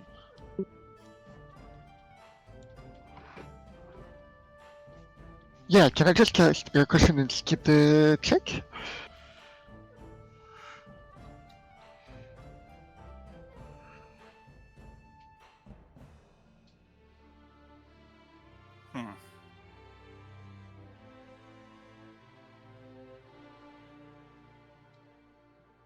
Maybe? They're not really falling. It's a tumble down a slope. How? Which is a type of fall. Well, here How I do go. you- What's up? Because I have catfall and I'm an expert in acrobatics. But like how? I mean, how you're deep, how already down. deep? You had no problem. Yeah, Down, no problem. Yeah. I got no issue. But can we since we went first with Belthun, can we help with the reception of the others? That is possible. Yeah, of course. Yep. I'm willing to do Great, that. because here I Air come. cushion. You know what? The air cushion. I think it's gonna Here you come, adjust- indeed. Yeah.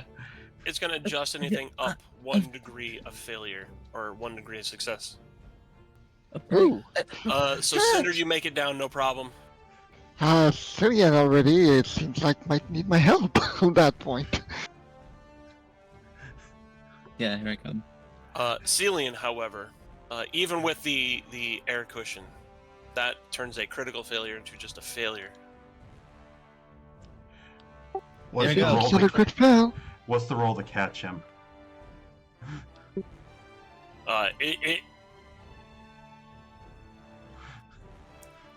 Celian, you take 8 points of damage as you tumble down to the bottom. It is easy, no roll needed to stop Celian once they reach the bottom. It is just the tumbling down the slope does 8 points of damage.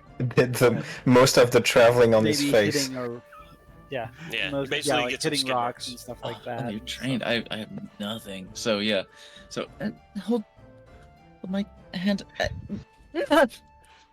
Yeah, basically, I'll be going down beside Cillian, and Cillian, things go bad for him. Air cushion to cushion things a bit. I'm just seeing he That comes was bouncing great. down, and Cinder just grabs him by the scruff of his robes. Yeah, I got the scroll robes on. So just catches Celian by the scruff of their robes, like a cat.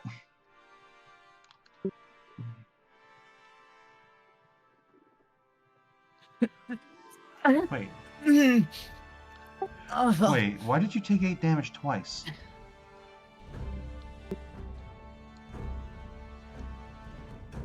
Because I tried to apply it once and then it, I guess, applied again. Once we're all at the bottom, I'll take Easy the fix. time.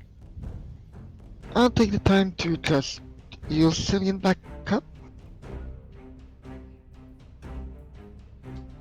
Are you doing it, Mog, or should I do it? You're good. You've got 8 points off of you. Okay, let me You refresh. heal that. back 11. Okay, a couple. Yeah, some of the things weren't showing. So I'll refresh and I'll let that update. I think that's why, because I clicked it once and then it was slow to show up. Yeah, it is slow to show up. Thick module. Did you take the healing?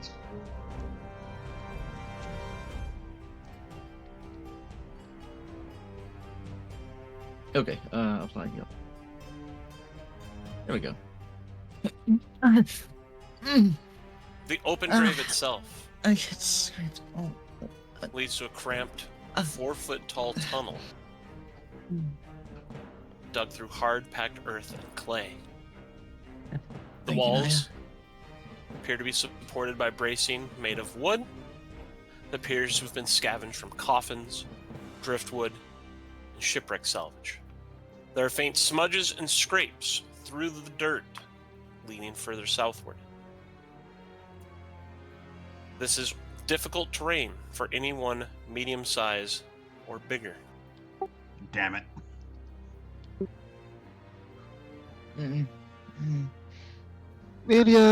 Naya immediately takes out her Everlight crystal that is now held in a fishing net and sets it to the belt at her side. Oh. To provide light. How about we go through a round of casting light on everybody? Yep. I mean- Except for me of that, because I won't need it, because I can see everything pretty well. If you want to leave me out of it. I put light on Cinder. And I have my Everlight crystal now. Oh, Cinder. Here you are. And she just holds up her shield so it can be attached to her shield. There you go. And Iguana? Yes, how about you do my hammer? Sure.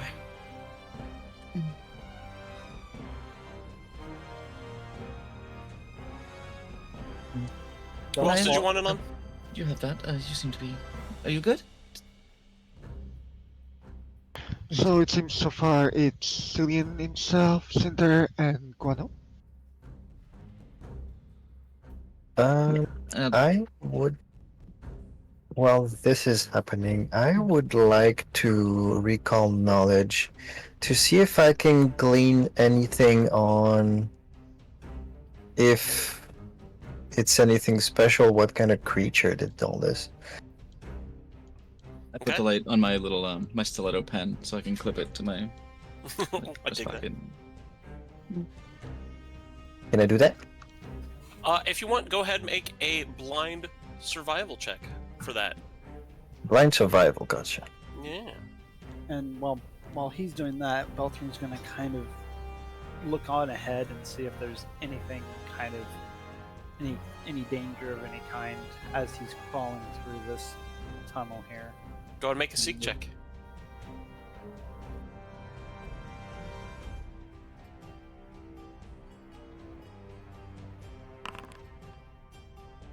We were told about claw marks on the coffins and stuff. Are there any? Do I see any of those around here, around the immediate vicinity of where it was dug? Go make a directly seek into? check. Looks like seek check for everyone.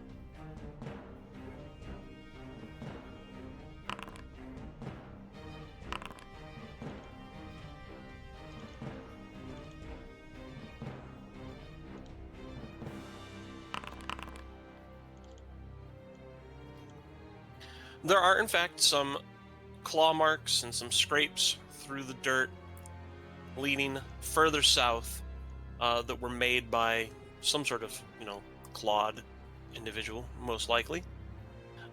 Guano, as you take a look, you are able to confirm that it looks like several small creatures dragged something larger from Nualia's grave to the south. So it was like several smaller creatures working together, dragging something probably heavy, probably Nuala's body. I relay this. Look, right here. Those are definitely drag marks. And these little claw imprints. That shows whatever did this was no bigger than this.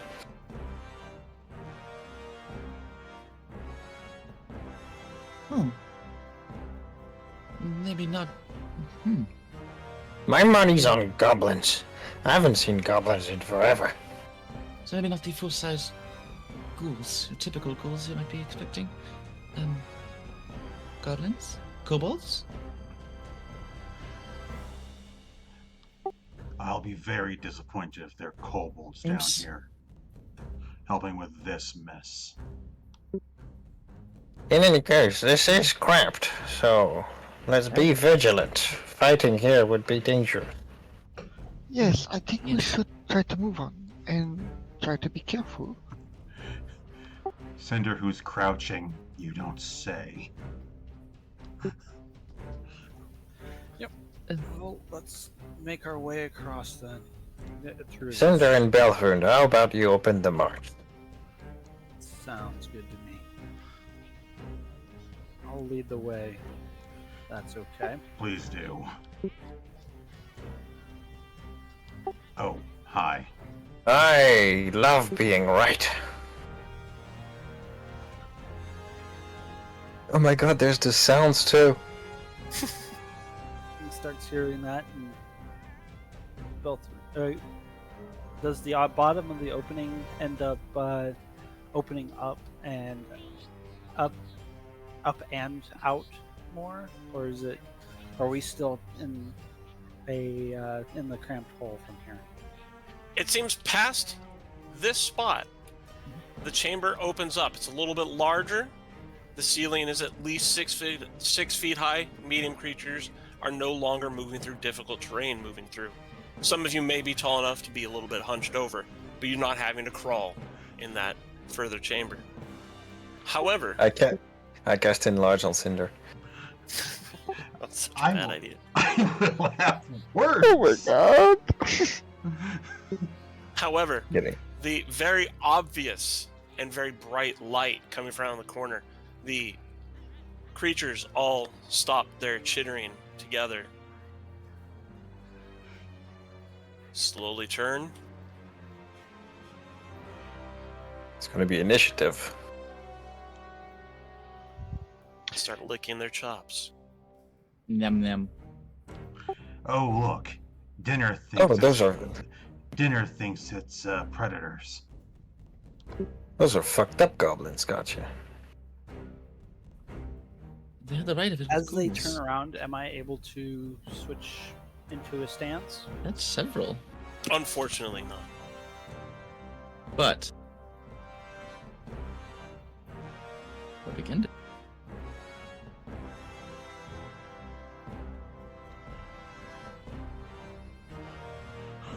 Just a regular warning.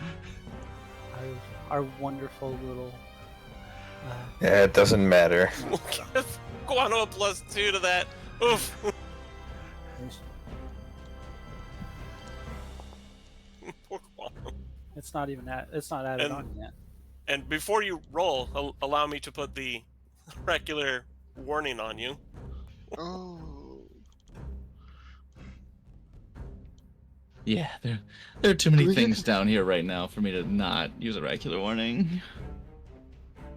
Yeah, do we get adjustment on that? Or do we reroll? Do what? Do you adjust for our own rolls, or do we just reroll? Yeah, I'll adjust it. Okay. Something tells me there's not much saving that nat one. Holy shite! Okay, the monk is ready to start making pace. Definitely. You've been wanting to make use of your new items. Goblin ghouls. I'm trying to calculate if I'm actually gonna play this fight or not.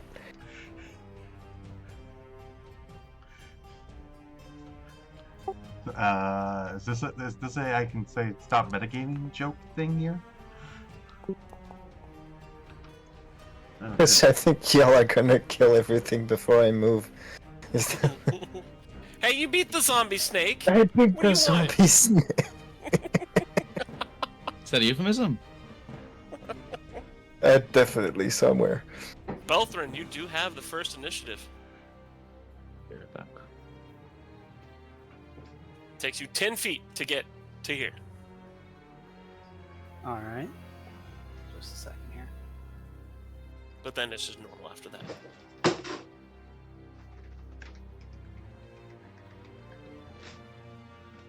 There's a few where you could play this. could just barge into the room and try to make space. Or we could put the 2 tanks like here and here and just get a choke Just like point. line up behind him, yeah. No, just Jim. Yes, guys. Yeah, Or just sorry. one, really, technically. Yeah, but there's melee characters in this party. Yeah, like I said, yeah, that's why. So, Belthrin's gonna move out. That's our little plan. We've got a lot of goblin ghouls to beat our way through.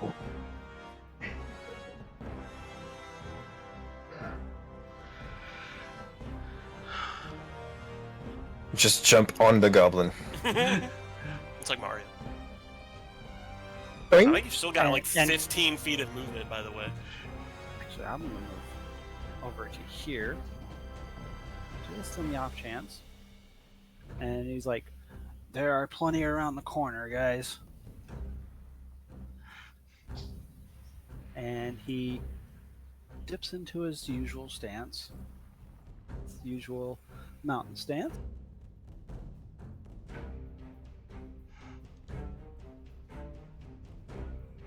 And takes a shot. Takes a shot at the one right in front of him. Hell yeah. Rather, 2 shots, I should say. But By all means, flurry when you can flurry. Target him, swing, swing. That's gonna hit. And that's gonna hit.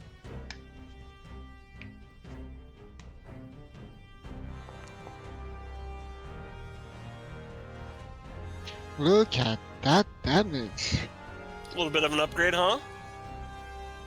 just a little bit. Drops one of them immediately.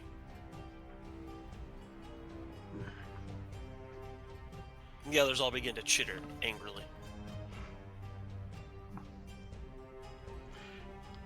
And Belthroon is far away from any of my aura support abilities. I should be fine.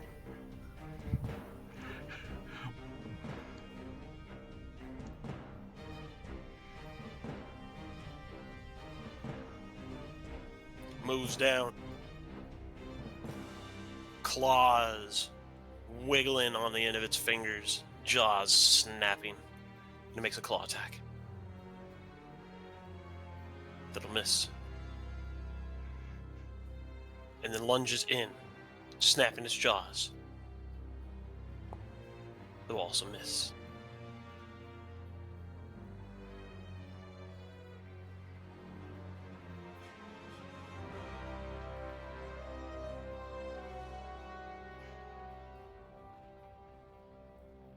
So it moves down, attacks with its claws. Misses. Tries to bite Belthrin. Ooh, it misses.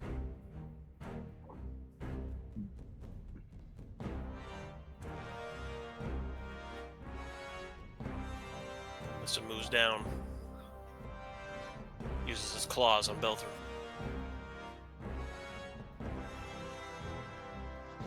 Tries to bite him.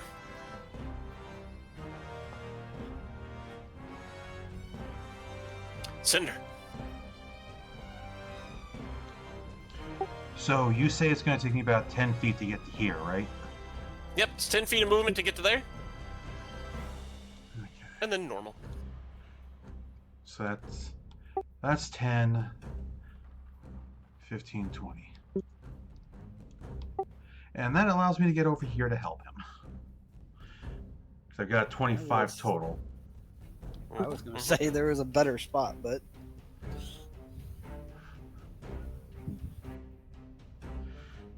You could have moved straight down to here and had flanking against this one.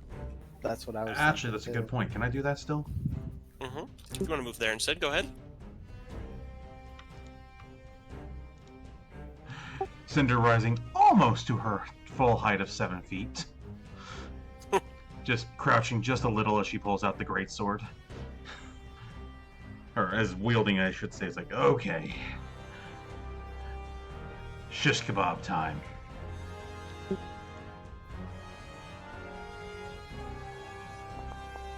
Ooh, that'll hit.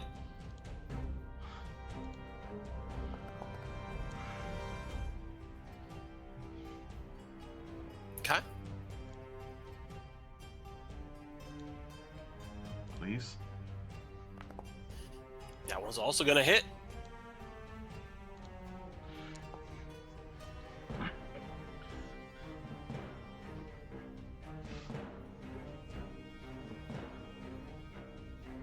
It doesn't taste very good. Yeah, I wasn't planning on it, but this is sort of just like lunge forward. Like they've been failing at bite attacks, and Cinder just showed them how to do it. It's like she lunged forward, grabbed it by the throat, stood up, and then crushed its jaw between its neck between her fangs. It's like, it wasn't so hard now, was it? Before spitting it back out and going internally. That's Ew. Yeah, it's it a probably did not taste good. gobful of rotten meat. Gob full of gob. Gob full of gob indeed. Alright, that's 3 actions. Celian.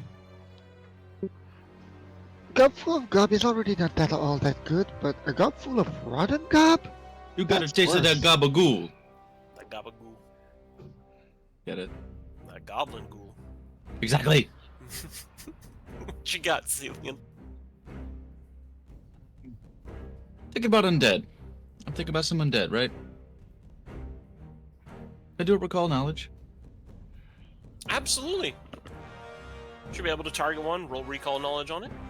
Keep in mind, Nobody did that while I was getting food, right? No one I has did done it that, no. Okay. keep in mind where you are and the fact that until you reach this point here, it's difficult terrain for any movement. I'm good. Roll that recall knowledge. I can think on my knees. Don't you usually? Okay. If I have to. I usually like to be head empty. Anyway, what do I know about gabagools? Weaknesses, specifically.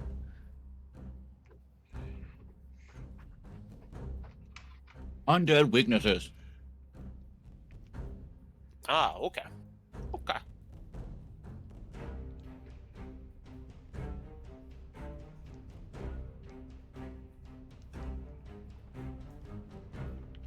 You're pretty sure these very specific creatures are weak to void damage.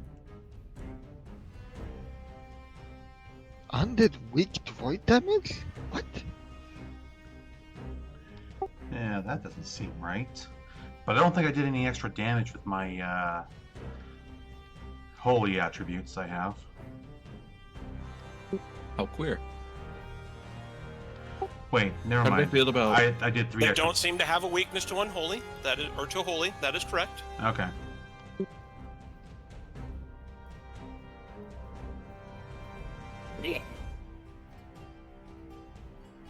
That's the sound they make.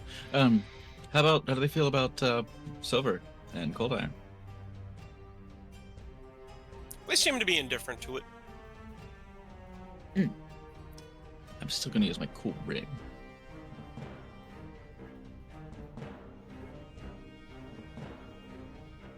Oh. A looking thank you. Put my fucking thinking face and just Well, it's hard to say. Doesn't seem to react any differently. I guess this will do. And hold up my ring as some little shards rise up off of it, and let's do it. Let's cast needle darts.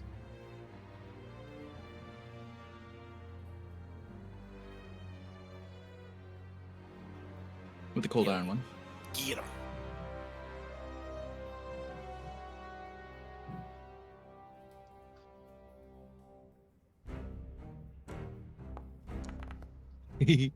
Critical. Roll that Ooh. damage. Nice. Very nice. Critical strike. And so what this rolls will be doubled. Yep, I don't whatever you roll. roll, it's going to take Okay. twice that. Excellent. And bleed. Yeah. It will take 2 bleed damage. Okay. It's like I mean, 3 ones. it's It That's was sad. 3 once. That's pretty bad. But it'll take 12, and then it'll bleed for 2. It'll take 2 bleed. If indeed this bloody... I mean, it's not a skeleton, right? Zombies still bleed. Surely. Unless it's not that kind of undead. It's not a zombie. It's like a vampire thrall ghoul. Actually, it bleeds, but it doesn't give a fuck about it.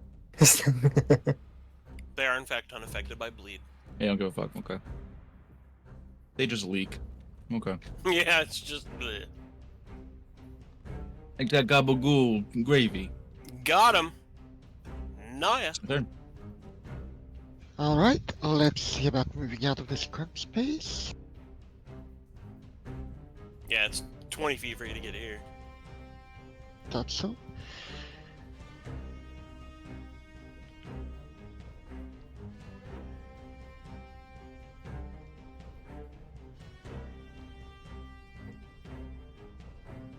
I was just thinking, I had a question about the difficult terrain.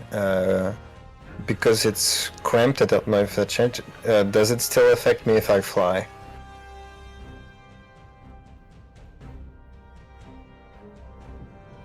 Yes. Gotcha. On the It's first like- 5 feet, because it's technically difficult terrain to lift off. Is it a... Oh, okay. I thought it was because it was like a squeeze or something.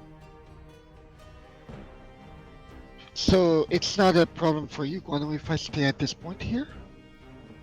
No. No, I you can can move move through through allied other space. people, through your allies' space, no problem. Yeah, no, I was just checking if me staying And even- was gonna be a Even if you're being a dick about it, I could still tumble through.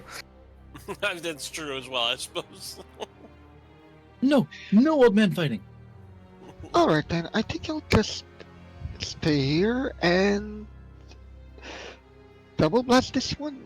No, wait. Yeah. We are gonna winter clock.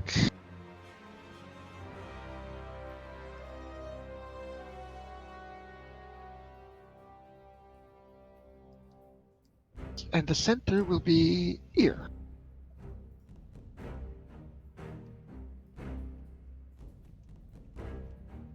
Do you want to get those two? Yep, And obviously avoid Beltran? Okay. exactly.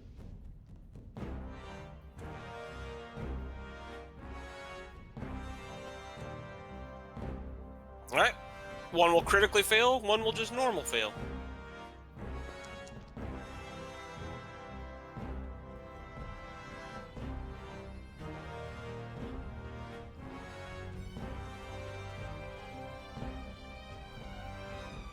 And that's my turn.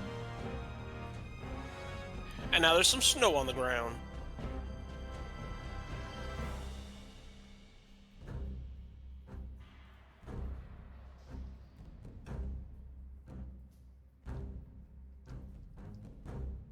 Alright, gabagoo.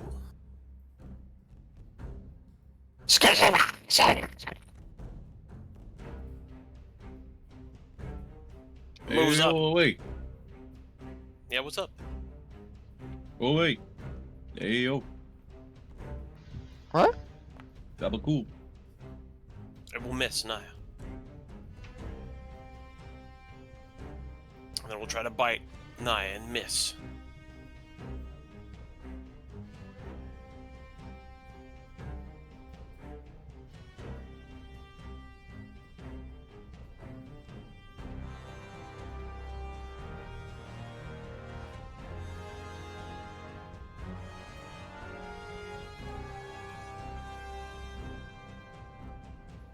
Alright, it's going to decide between Naya, Cinder, and Beltran.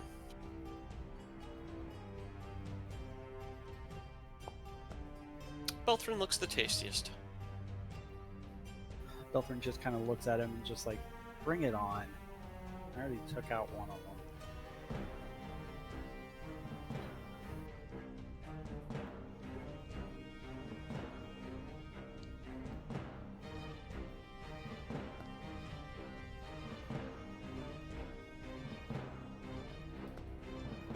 And both attacks will miss.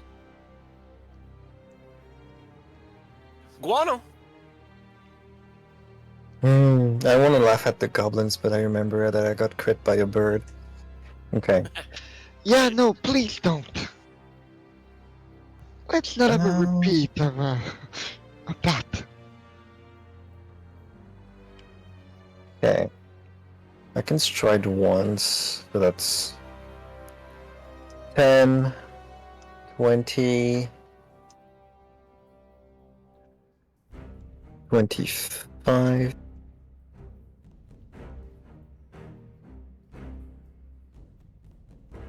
25 here. I have 10 feet left. Yeah.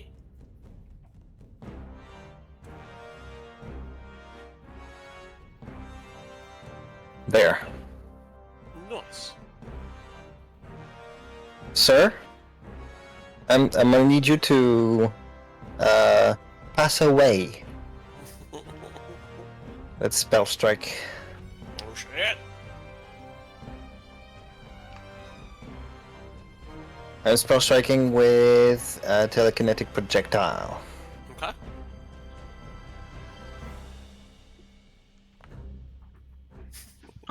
Okay, yeah, it's dead. Okay. Roll that bye. crit damage, and Alright. then roll me some telekinetic damage. So that's the physical part. Mhm. Yeah, it's fucking dead.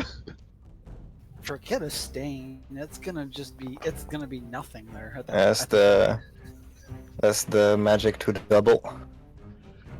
The magic is It's, just. it's only 58 damage. I guess It's only an okay 58. crit.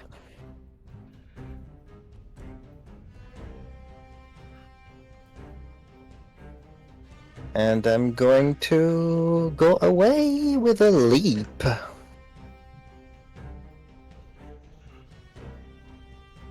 Ooh, I think though that's 3 actions.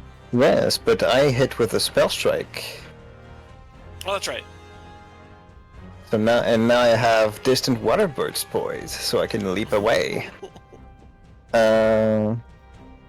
Leap is 15 feet, basic.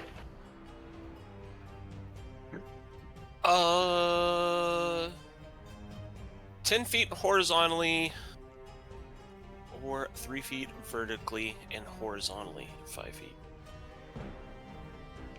Okay, 10 feet then. 10 feet. I see a good spot. Then Wait, your speed is 30 or more, so it's 15 feet. You were right. 15. Okay, yeah. Thought so. I'm gonna join the melee this way. Phew. That's my turn.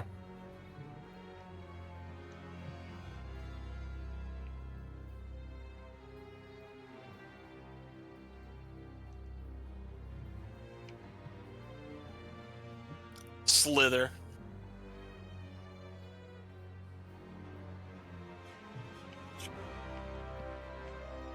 Tries to buy iguana. Misses. Beltran.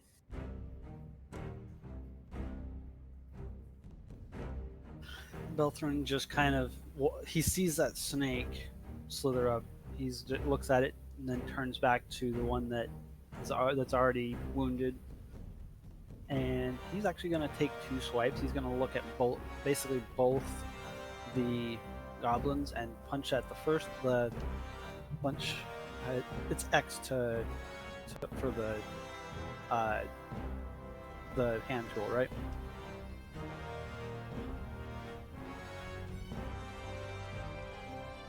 Who are you targeting? What? X is the pointer. Yeah. Yeah, X is the pointer. And then, yeah, you can alt target whoever you want to target. So whoever you want to swing at first, swing away.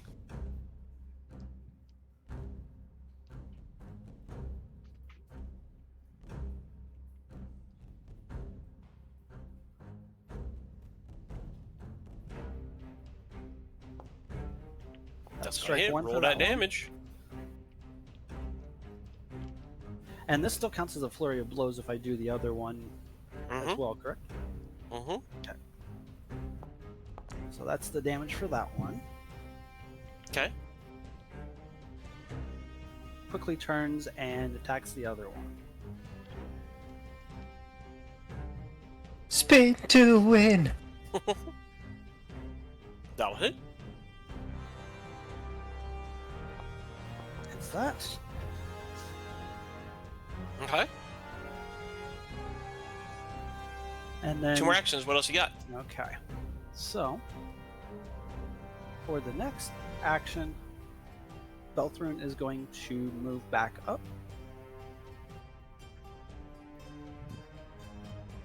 Okay. Technically to there. And Okay. then If he's you going do to one to the left, you flank the snake. Actually, that's a good point. And he's going to take another shot at map 10, I guess, Mm-hmm. to try and hit him. Maximum map. Swing at the snake.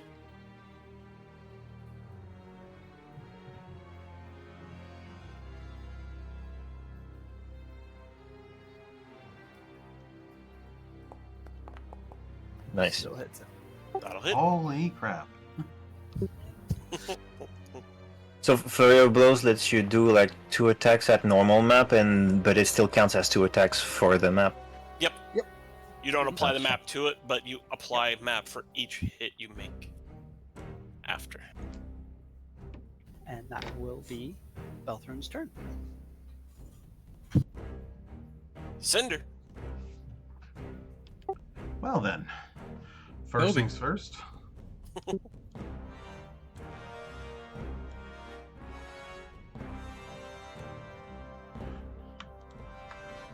Hey, you got flanking on both right now.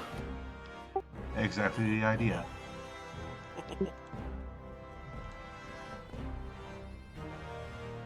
Ooh. Unfortunate. Not one. You do have hero points. I'll just say I'm hero pointing that. There you go. Oh yeah, why do I have 3? Because you remembered some of the stuff and you were able to Oh. do it in character, so I gave you one. Oh, sweet. Critical strike on the Goblin Ghoul. I didn't realize that was a crit, but okay. Mm-hmm. Yeah, that should have been a crit. You didn't roll crit damage. Yeah, Killed it. yeah.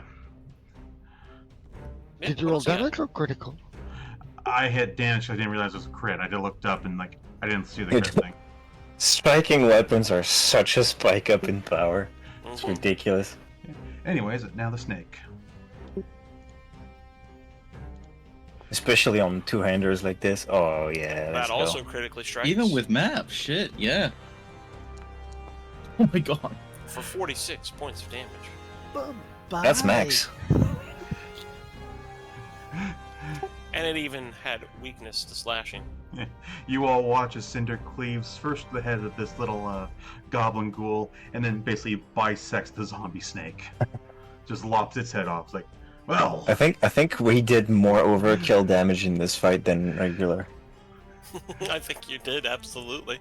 Yeah. Pretty much. and that wasn't quite max damage, by the way. Max. Yeah, no, I damage saw is- one. I saw 112. The other was an 8.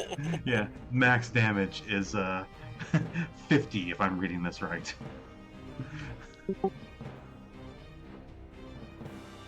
Is that initiative? Is that we're out of initiative? 54 is max damage, I believe. Close enough. But yeah. That does end Sure. that encounter. The area quiets down just a little bit. You can still hear some chatter every now off in the distance. In here, the wooden timbers are spaced evenly. The 6-foot-high room seems to be supported by a network of beams. The beams above give it like a cave-like chamber support, almost like a mine kind of situation. So it's well built, I guess. Shrug. Okay, The walls and floors bear evidence of having been dug out of the clay by, again, clawed hands. These individuals appear to have claws. There are several Dang. large, flat boulders that have been left in place, protruding from the floor to serve either as tables or like just a seating area somewhere. A few of them strewn with what look to be gnawed bones, and there are stacks of like soggy, stained lumber lying in alcoves to the north. And smells in here of earth mixed with decay. wipe the brain goop off of my hammer and go, I called it! I called it! Pay up! Wait, did we bet? No. No. They were Beltram ghouls, is though. Still kind of looking But they were around, and goblins. he's Yeah. trying to decipher where the continued chatter is coming from. Go ahead and make a seek check. While that's going I on, see. Cinder takes a swig out of her water skin, gargles, and spits. Note to self for future reference. The undead don't taste all that appetizing. You Spike can me hear told you that. chattering, Belthrun. You hear some more goblin chatter going on. It seems to be coming from around the corner here, up here, this direction somewhere. Beltran So it kind looks of like looks. Okay. Hmm? Beltran kind of looks to the party and he doesn't want to say anything, but he's just kind of like flagging him down and kind of points to that area and he's like, and tries to do it in a hushed tone where he's like, it sounds like there's more of them over in this area. What do you think? Should we drop the lights and take them by surprise, or they don't seem to pose that much of a threat? Maybe we barge in all anachronistic expressions blazing. Does it sound like the same chittering we were hearing from the last group that we were facing? Yes, Cinder does it. And Belthrun. I didn't do a seek Actually, check. then- This is on Belthrun. Yep. I was just wondering if that would, if it sounded like the same, if it was like a different tone to it or anything like that.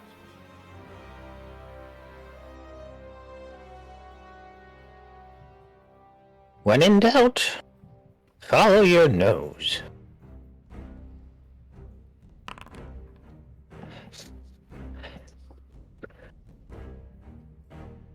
so right. Does it sound like more goblin ghouls? Does it smell the same? Does it smell the same?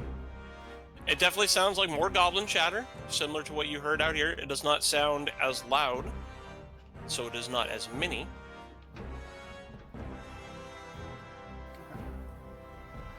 Should we drop the light then? I could do that.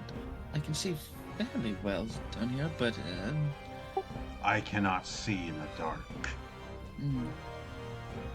I can leave the charge. I can see just fine. All right. How about this then? Well, let's give up on discretion and still take the element of surprise to our side by charging. rush them. Yes. Sure. Do we see any more drag marks? Do they seem to go in the direction that we hear the chatter?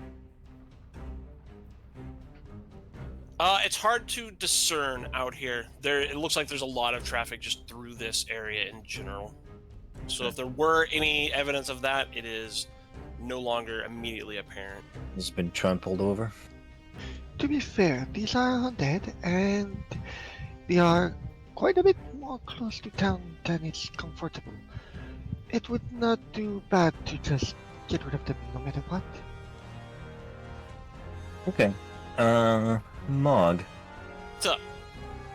Mechanically, if we wanted to initiate combat from out of combat, how would that go? Can we just get a full charging strike? Your enemy will take a penalty on their initiative rolls. They won't be as ready to respawn. So you'll have a Okay. greater chance to roll higher than them. All right. Well, I'm gonna roll a 1 anyway, but let's. I mean, right, fair. Mm-hmm. Let's charge in. I say. Yeah. Cillian starts thumbing his rings. Thumbing the rings nervously, readily. Just Cinder will stomp up. It's like, come on, Belthrun. Or no, come on, Dwarf. Let's go kick the thing's teeth in. Don't hit your head on the ceiling. Yeah. Elf and Cinder in the front. I follow behind, and then the casters, and let's fuck them up. And I'll tell you where to stop. Alright, that's where we're going to roll initiative. Stop back here. Coming around the corner, you see an individual in front of what looks to be like a very obvious altar of sorts. There's like it's another one of like the flat boulders, a large flat top boulder protruding from the floor. It's been very obviously smeared with symbols drawn in blood.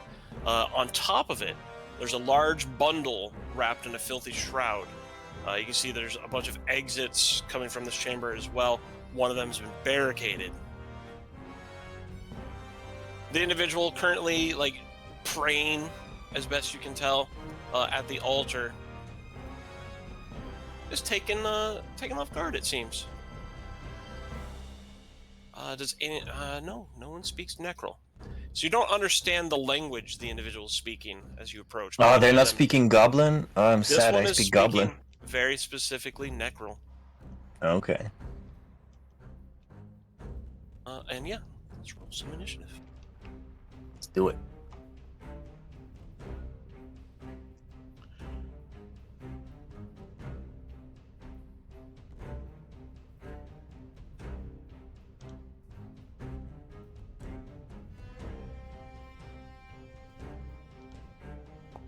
Damn it.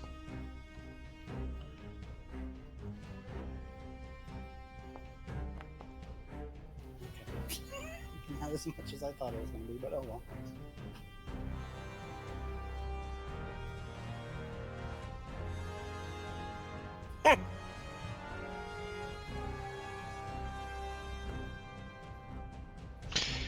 And there we go. The Oracle rolling the highest. Top it around Fennec.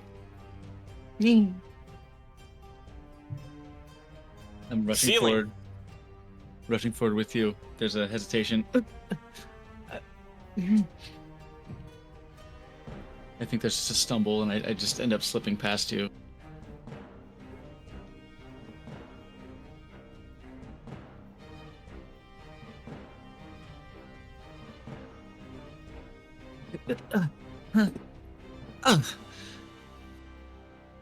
There they are. Largus. I love that art, honestly. That's cool. It's the sound I'm imagining it makes. I might get that little shit.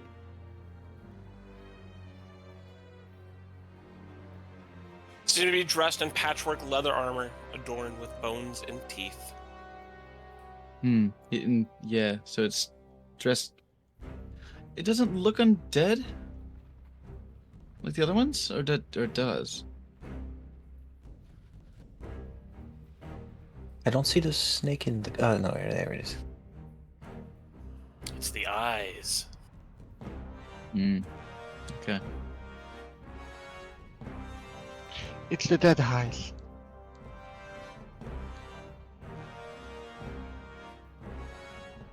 Well, there he is. All right. I'm gonna get him.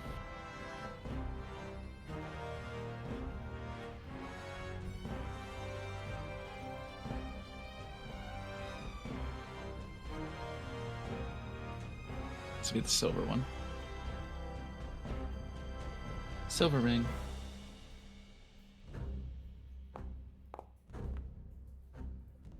Oh. I'm like, Yes. You do have hero points? wow, 20's still a miss. Unfortunate. This little shit. Okay. Quick question. Is the entrance of the tunnel, difficult terrain? This area is not. No, it's part of the two larger chambers. Okay, good. But south of Belthrun, that tunnel is difficult terrain. Naya. Alright.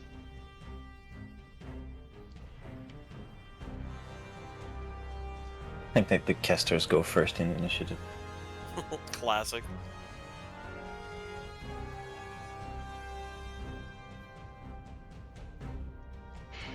Okay, with the enemies going last, I can be a little bit more bold. I'm gonna go the full distance. Okay. And I'm gonna cast... Yeah, I'm gonna cast Winter's Clutch again.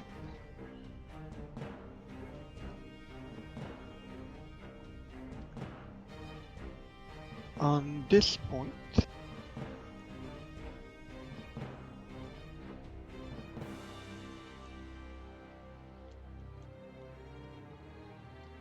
Where at?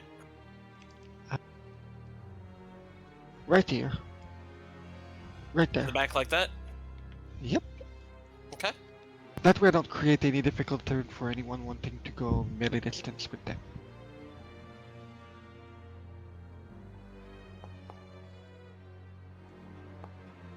Go ahead, roll that damage. Oh. That was close to minimal damage.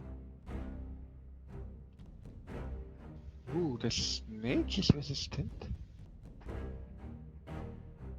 No, wait, he That succeeded. was half damage because it succeeded.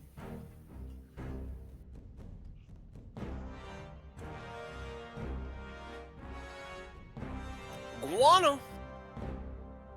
Okay.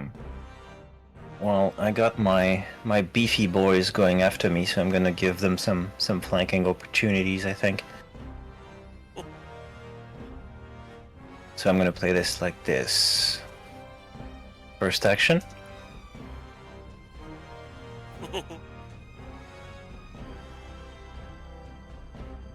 Hell yeah, shields up.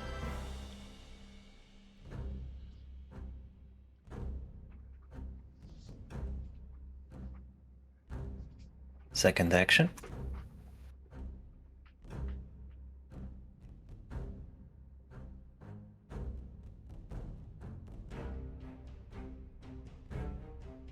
And finally,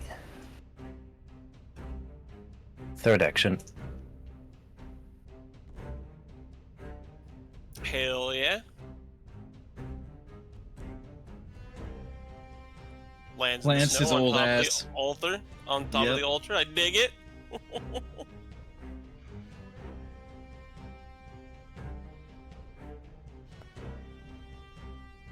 It's gotta hit. Roll that damage.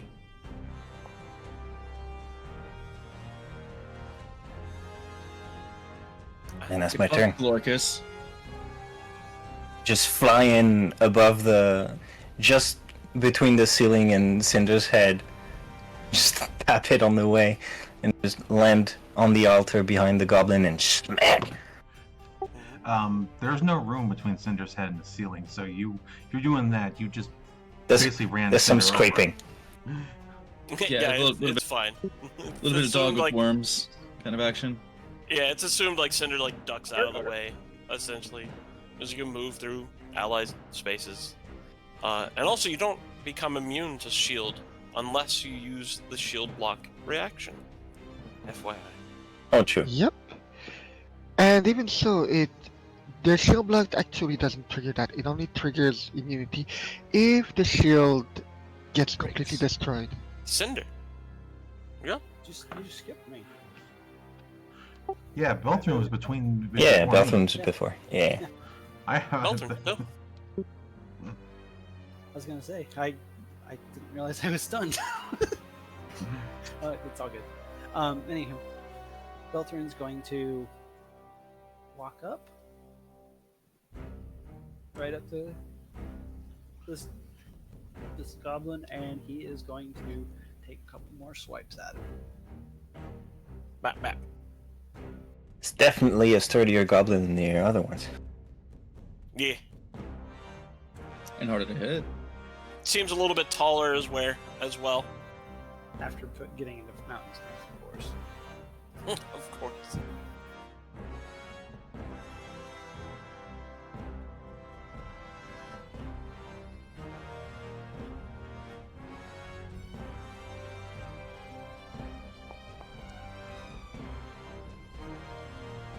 That'll hit. Get rocked. No. That one will unfortunately miss. I'll take it. Roll that damage. Can't wait for us to reach our first boss, then have Beltron double crit the boss. Of course. Yep. And then Belthrun is going to actually make a second move and slide. I think that was 3 actions, though. Oh yeah, that's right. It is 3 actions. That's true. Cinder, now it is your initiative. Okay then.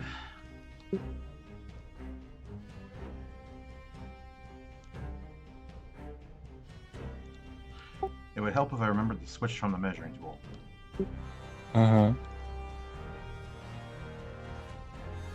you can go for the goblin, you can flank the snake, you got options. Well, I don't know what the goblin can do, and I don't want it to cast it looks like it can cast spells, and I don't want that to happen. That's a fair tactic. Whoops. Well, apparently I'm not having good luck with this. Unfortunate.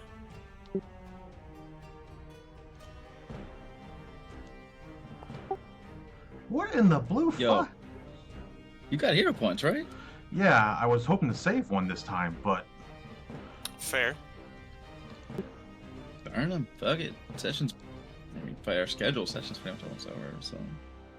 Burn that shit. Oh my god. Unfortunate. I rolled a 1 and a 2. That's an improvement. No, actually, I rolled... No, I rolled a 2 and then a 1, it looks like.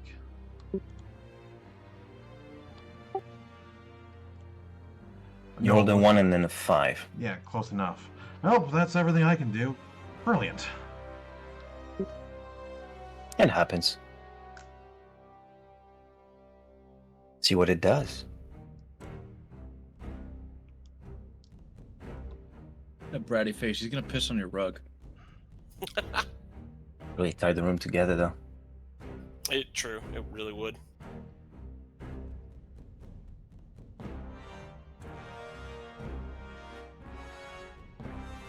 All right. Glorkus.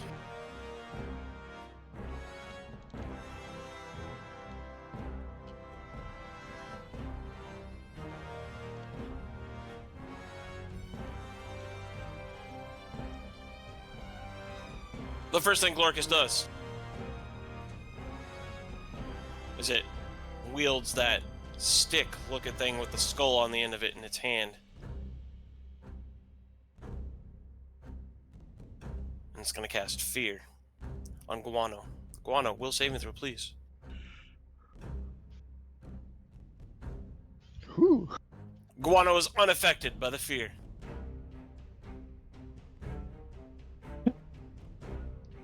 So Glorkus will cast Shield upon themselves. Iguana is not afraid of ugly children.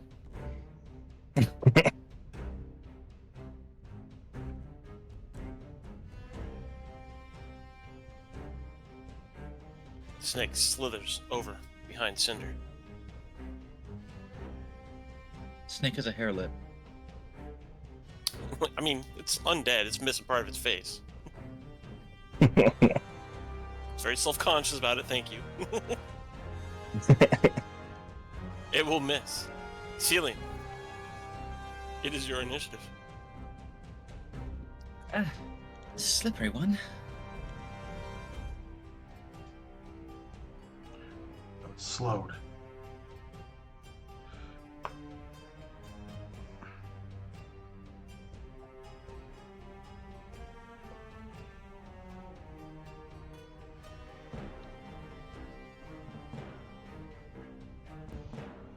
I think we're doing Needle Darts, yeah. I was thinking Purifying Icicle because they're undead. There's gonna be plenty more, so I'm not gonna waste this slot right now. Give my silver ring reprieve. I'll try the cold iron.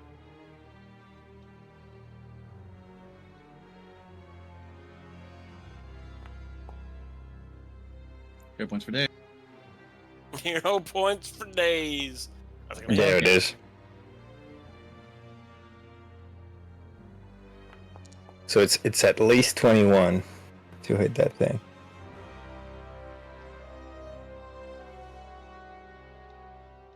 One And more shit, action. Since What else you since got? since he's got more abilities and sapience than others, then recall knowledge. Ooh, okay, okay, yeah. I'm a little knowledge factory. Here you go.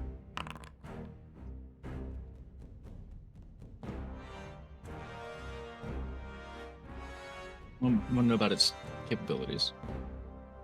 Are these the goblins from Unor's just dead now? Winky face. The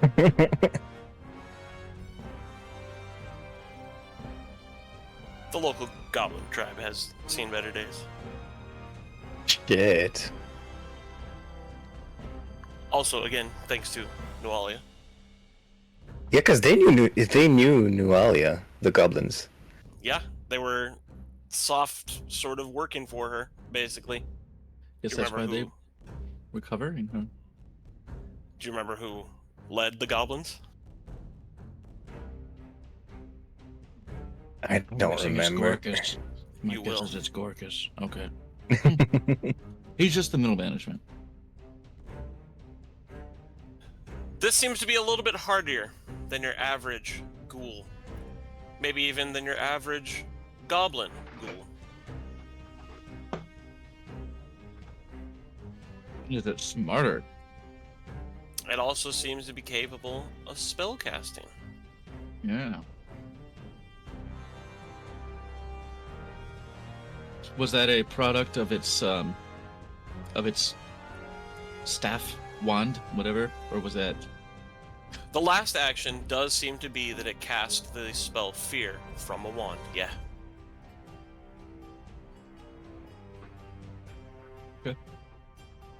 So being able to do that means that it itself is capable of casting, most likely.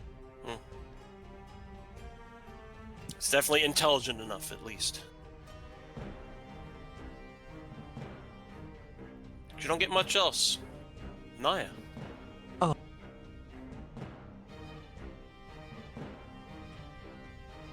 Alright, let's see how much we can fuck up the snake. Fair? Go fuck that snake. We're gonna blast it with the air element on slash. Oh yeah. The snake's seen better days. Oh, nothing 11 care can't fix. Anyway, Pink and green is really pretty, though. Mm-hmm. That will ooh. critically strike. Roll that critical damage. Okay.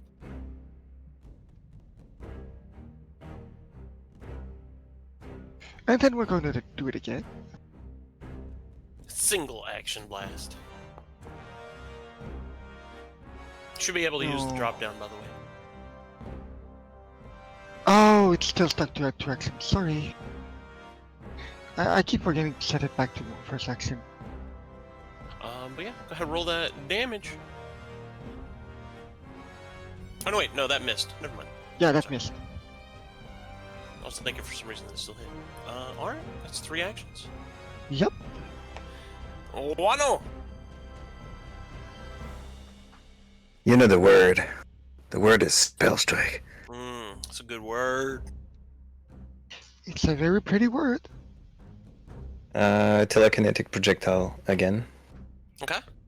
We are solving them spell slots, even though I really urge to fucking grasp a bitch. This is going to be Eldritch Blast.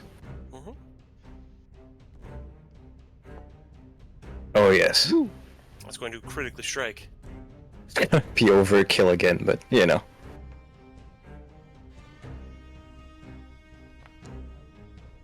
Just means I know where my focus is now.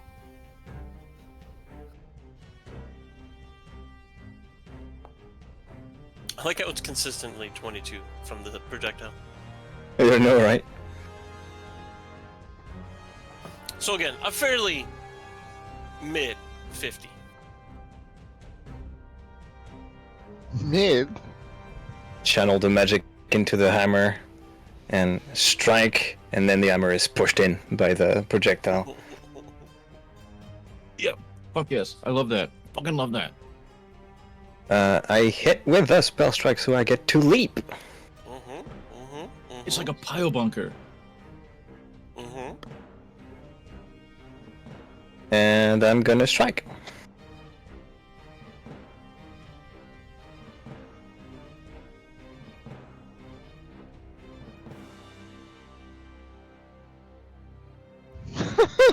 That will critically strike that snake. I leapt, so I get the increased Arcane Cascade. You sure do. See, that's just an attack, and it's almost as much as the spell strike did. Imagine if the I know, spell right? strike's weapon damage had ruled this.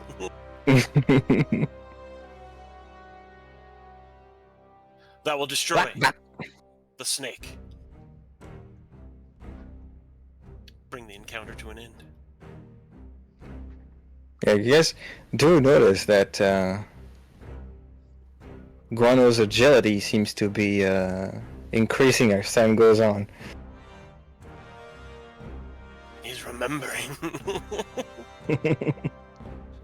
Well, that'll do it. It's almost as if you're in your element here. Caves? Yes, definitely. Do I hear any more chittering sounds? Anything coming from the northern passage? The northwestern passage? Make me a seek check. Belthrun will check for chittering to the south. Go ahead and do a seek check as well, Beltran. I think I'll also do a seek check for the north. Go ahead. Mostly because I know there's nothing down in the south.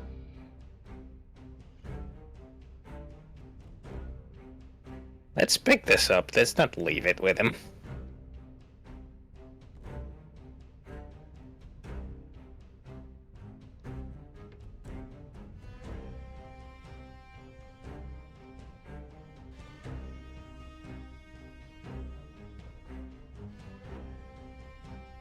Beltran, to the south of you, you don't hear or see anything.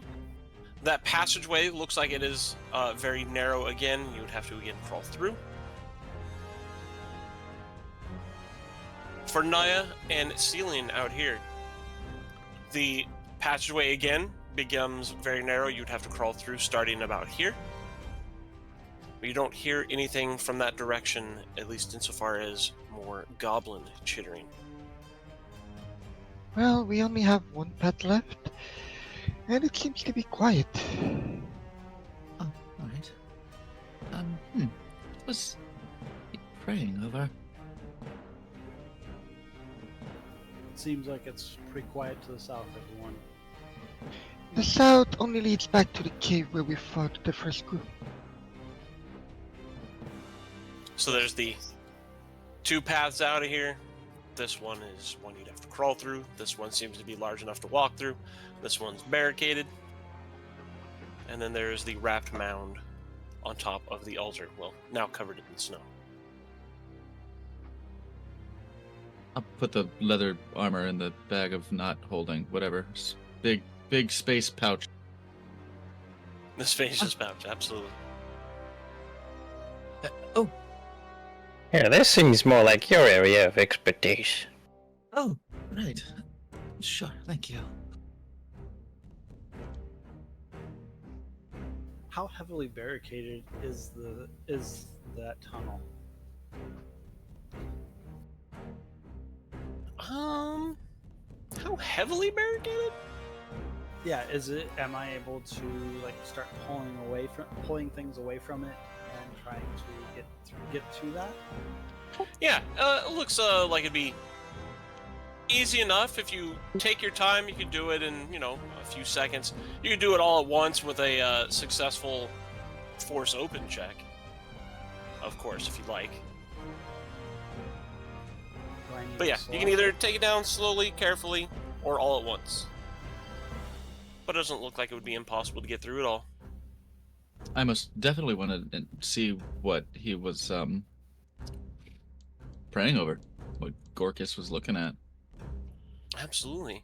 Brushing off the snow, there is a wrapped bundle up there. And Beltran's going to try and just force it open. Oh, and there we go. Do I need Go ahead and to make a select- force open check, Beltran. Do I need to select anything at all? Make sure it's... No, you don't even need to make it blind. You know how hard you punch it, I guess. Okay. But yes, it does seem that the wrapped item there is Nualia's earthly remains. Where they are? Well, that was If- rather easy. If you do not Yes. mind, I wish to carry the child.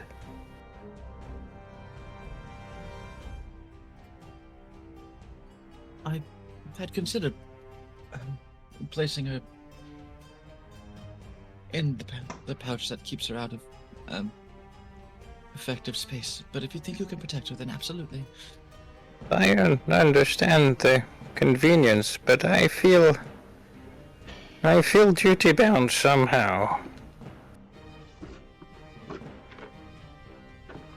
Beltran, Certainly. as you punch the barricade, you don't get all the way through it. There's still some of it remaining, so it's going to take, either another swing trying to force it open or some more time to pull the rest of it apart. But you can see through that it is a fire-blasted room, but another carved chamber similar to this one. And you see the bodies of several goblins. And Guano, you hear someone whispering in Goblin.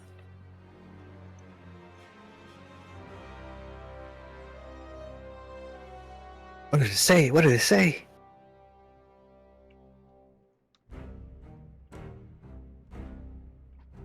About the Acropolis. Something from the other side is whispering desperately for you to stop. Stop! Stop! You'll angry up the fire monster. Beltran, stop. Beltran will stop. Hearing, I can see there's traces of fire through there. Is that what I'm saying? It does look like an explosion or fire definitely came through this area. Yep. So he's Where are the whispers coming from? Other side of this barricade. You Okay, just can't see the individual at the moment. I'm gonna Ask them if Yeah, I you need think- help. gesture Beltran to stop, and I'm gonna say in Goblin. Like, who is this? Do you require aid? Did he just have a seizure? I think he's talking goblin. That's another language.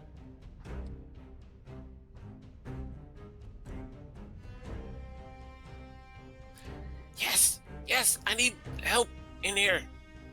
And don't be too loud. The fire monster will wake up. All right. Beltran, let's remove this slowly, noiselessly if possible. No, wait. What is it? It'll hear. Then how do we get to you? There was I- a passage up to the north that probably leads around. We could try I that. don't know. Let us look around for another path. If we find one, we'll rescue you from there. Yes, I think they were going to dig another tunnel around to get to here. All right. Don't move and don't make too much noise. Yes, please. I turn around to the others. There's a goblin trapped in here. An alive one, as far as I can tell. They say that if we remove the barricade, it'll make too much noise and anger a fire monster. Well, let's try to rescue the goblin if we can. These ones were dead already, but a live one might be peaceful. Would you think it? We can Did try. you ask if there was a path to the north or to the south of them? Yes, apparently Stubborn. somebody was digging around to get to this place. Maybe the tunnel isn't complete, but we might be able to force our way through. Let's have a look, shall we? And leave this barricade alone for now. Was there one to the south too? We saw one up there that started to narrow. It looked like it was in progress. Yeah, Possibly. Let's look in any case and be quiet. Right. And yeah, I'm going to sneak, just in case. Drop, So- drop light on everyone but Cinder. More worried about the noise rather than the visuals. But I will sneak. If you want to keep your light, I will. Sam, I'm gonna. You want to drop light on yourself? For ceiling? Does Iguana want to keep the light? Yeah, because I only got low light. Yeah, me Okay. too. Yeah, we all only got low light except That makes me wish I Belfry didn't Dark take water and guys in the Cinder first was place. nothing. Okay. I'll sneak anyway. Go ahead.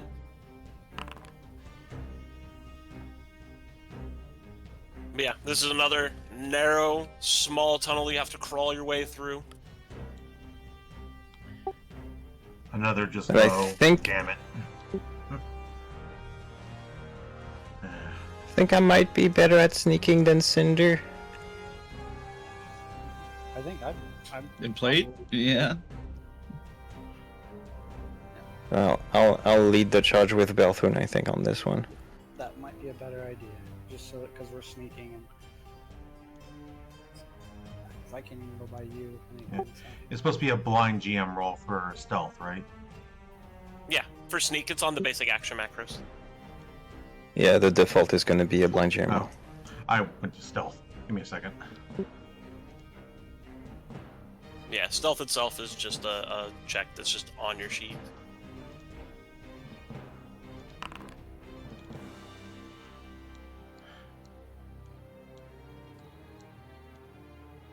You can see up ahead, Guano, that the low ceiling wood raised tunnel comes to an end eventually. A stone wall, through which a 4-foot diameter hole has been burrowed. The rectangular room beyond that you can see is lit by flickering flames. Hmm. Did you say Alright. that I should take the lead there? Now, I think this might be the way to the fire monster. I see flickering flame up ahead. I think maybe. That room. Just so- What do I see here? I think that might just be a little alcove. Yeah, it's just the wall. I have a feeling that this way might lead to a direct confrontation. I think maybe we ought to try the south. Sure. What do you all think? Let's check Yeah, out take the a- other side take a before look. we do that. I'm I with can you, hide stay away. with you if need be, and I can come in through this area if at all possible. You guys want to go? Alright. Well, we are sneaking. Mhm. Okay, come back, everybody. Since we are sneaking, I think maybe I can take a peek. And then if there is a monster, I'll just You see? turn away. Oh, I thought you'd already seen that. Well, of course, take a look. Right. Slowly now. Push my head through. There does not appear to be any monster in this room. The flickering flame comes from either wall, as there is a torch of some sort in the center of a carving of a 7-pointed star. Oh no. Oh, well, I think I would have preferred a monster. There is a door with a large pile of rubble mostly in front of it. Sticking out from underneath the rubble, you can see several goblin legs, arms, etc. This is bad.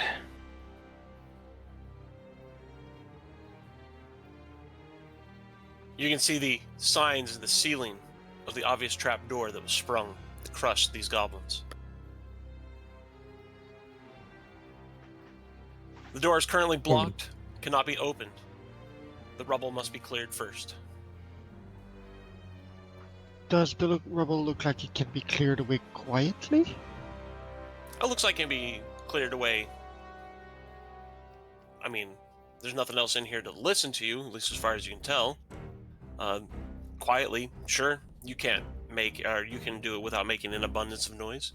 It's just a 10-minute task. Just needs to take some time to clear the door before it can be opened. Oh, I have a feeling that more than I thought. I have a feeling that this was.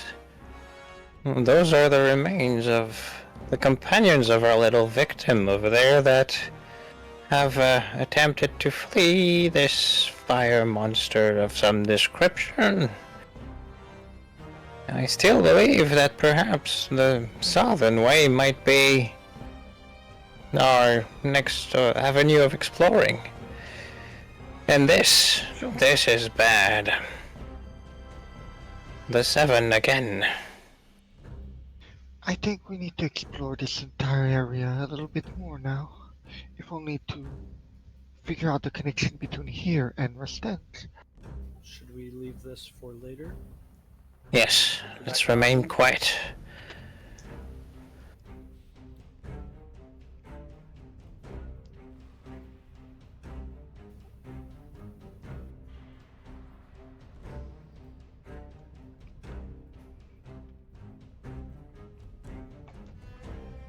Cinder, yes, well, Wano apparently saw another 7-pointed star. Great, just what we needed. More trouble from the Rune Lords.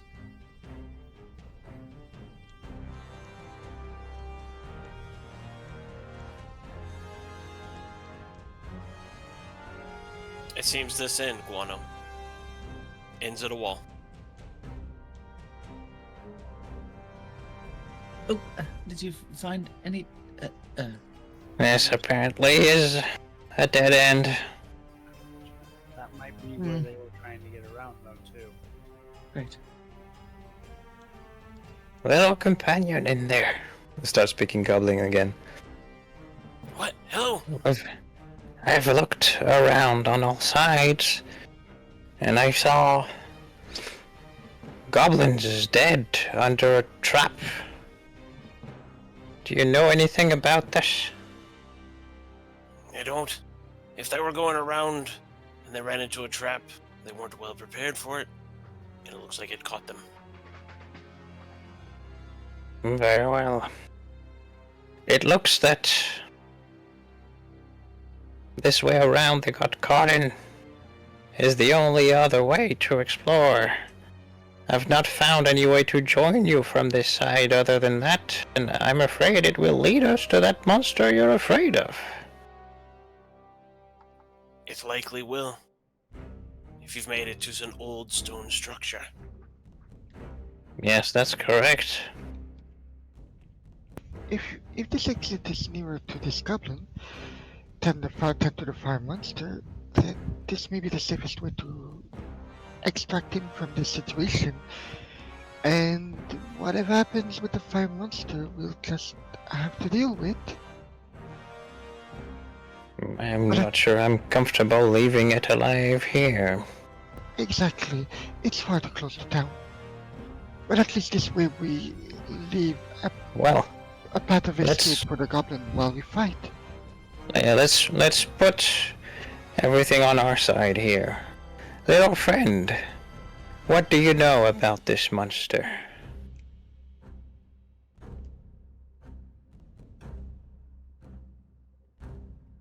I only know that it is fiery and angry. Is it large? I Is think it so. It's not able to get through the crack in the wall. understood? Is it on? Did you say any of that in common to us? No, it's all in Goblin. It's Okay, on Goblin, yeah. You You can. What's going on? I'm asking him about the monster. And all he knows is that it's fiery and angry, and too large to fit in the cracks. Oh, is it something on fire or is it fire? I'll ask. Little friend, have you seen that monster? Is it made of fire, or is it something that is burning? I don't know if it's made of fire or not. I haven't seen it myself. All I know is that it bellowed angrily when we cracked through the wall, and then fire was everywhere. I see. He doesn't really know. Apparently, he never saw it, but it bellowed angrily when they broke through.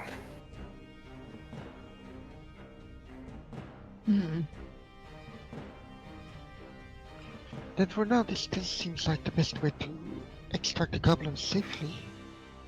Right here? Let- Sure. Let's weigh our options. Little friend, can you describe the room you're in? I cannot see through. Is it large enough to fight in?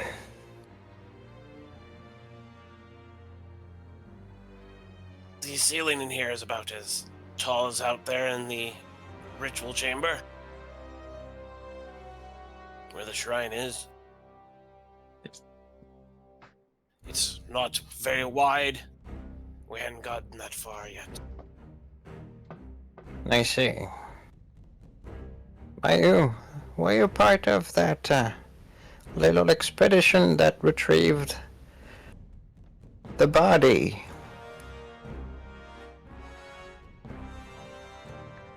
Yes, All right. I was with the ghouls that dug out these tunnels and took Nualia's remains. Well, we all have different paths in lives, and I won't judge yours. But know that the body is forfeit, as we are claiming it back. That's fine. I don't care about the body anymore. Good. Then we will not be opposed. Let's find a way to get you out of this messy situation, shall we? Absolutely. I'm sick of working for these guys. Rip Nugget can do his own dirty work. Yeah, you can tell us all about it when you're out. Now, we have two options. We can go confront the monster and try to find you a way out, or we could try to dislodge this barricade as noiselessly as possible, get you out now, and then deal with the monster so that there's less risk to you. Either way, I think it'll be a fight. Oh, I believe it will be, yes. But I'd feel safer fighting if I knew you were out already.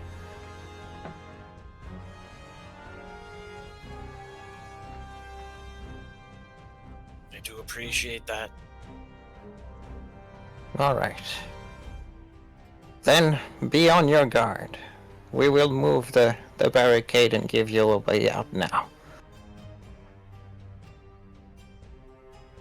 All right, everyone. It sounds like no matter what we do, this thing will have to be confronted. I opt to free this goblin, and perhaps have him answer some questions later, as it appears he was with the expedition that retrieved the body. But now, let's attempt to remove that barricade noiselessly.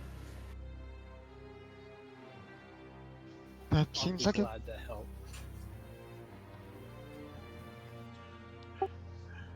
We need the information, so let's make sure the goblin doesn't run away. We need to know who was dumb enough Yes. to try and take these remains.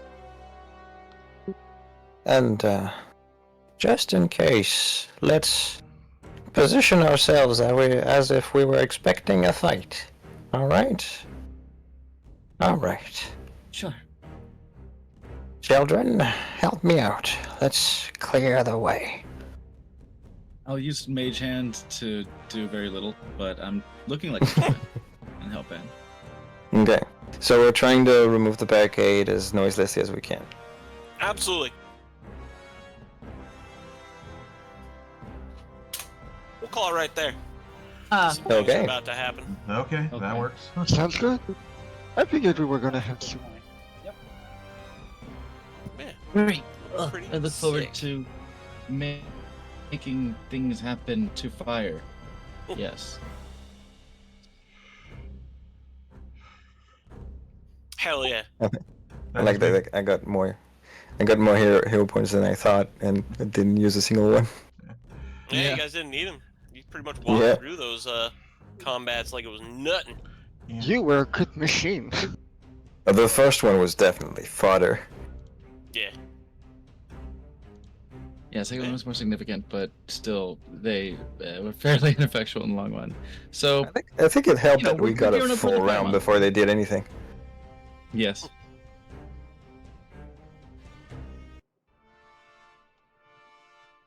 That was dope. That was a Yeah, cool that was session. sick. That was a great That start. was- Yep, wonderful first session. Yay, feelings. Yay, bigotry. Having consequences. Imagine. Imagine. Connection to most of the party, too, for history and their own Yeah. backstories, from what I can tell. Yeah, like, this is one of those rare instances where I've written a character who's reasonably well adjusted. He's actually surprisingly well adjusted, but still, that, like, he's like half genie. So, yeah, once that comes to light, he's definitely faced almost exactly the same, like, flavor of bigotry. All that superstition and shit. You can grant wishes, right? Hey, if we ask you for something, but we don't word it right, are you gonna like fuck us over? Yeah, we better be careful around you, buddy. We read that Wishmaster book. Yeah, right. Exactly.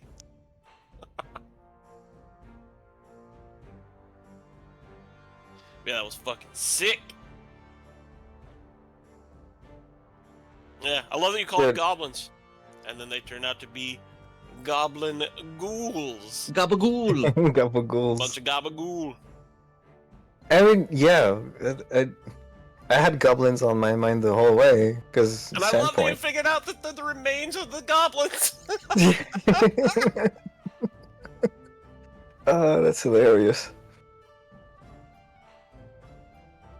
Poor goblins. Yeah, the Thistletop goblins, after what Nualia did, they kind of became the punching bags of local adventurers, and were just constantly Yeah. getting attacked and raided by And adventurers. they're the ones who told us about Nuelia's raids on the village. Yep.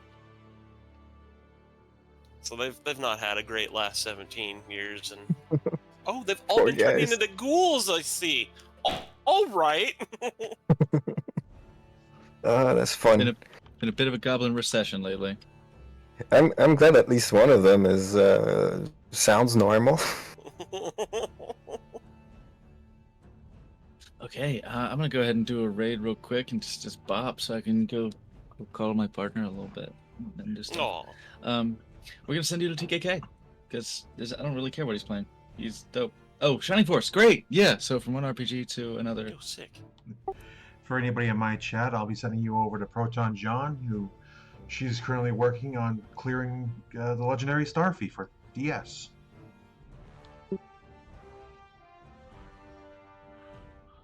Yeah, we will. We'll be back someday, somehow, in some fashion. I don't know. Shit's up in the air. So, yeah, go ahead and give Combat King a little bit of love. Ride the meat train. The subjugasm. Of course, we don't have subjugasm. Fucking get it, Jesus Christ. Give you all the gasms you want if you pay me. But failing that, any gasm you got. Because what's a gasm putting in front after all? Yeah, like I said, playing Shining Force, taking sweet ass time, telling stories. It's good shit. So go there. And I'll see you next time. Till then, stay easy. Mwah. For those in my chat, thank you all for watching. If you like the content, please consider following. If you really like it, please consider spreading the word. If I go here on Twitch, and every little bit helps. I will probably be back on tomorrow. We'll see how this goes, and yeah. Oh, fuck off. Once again, thank you all for tuning into our Hell yeah, reality. Have a good one. Have a good cuddle.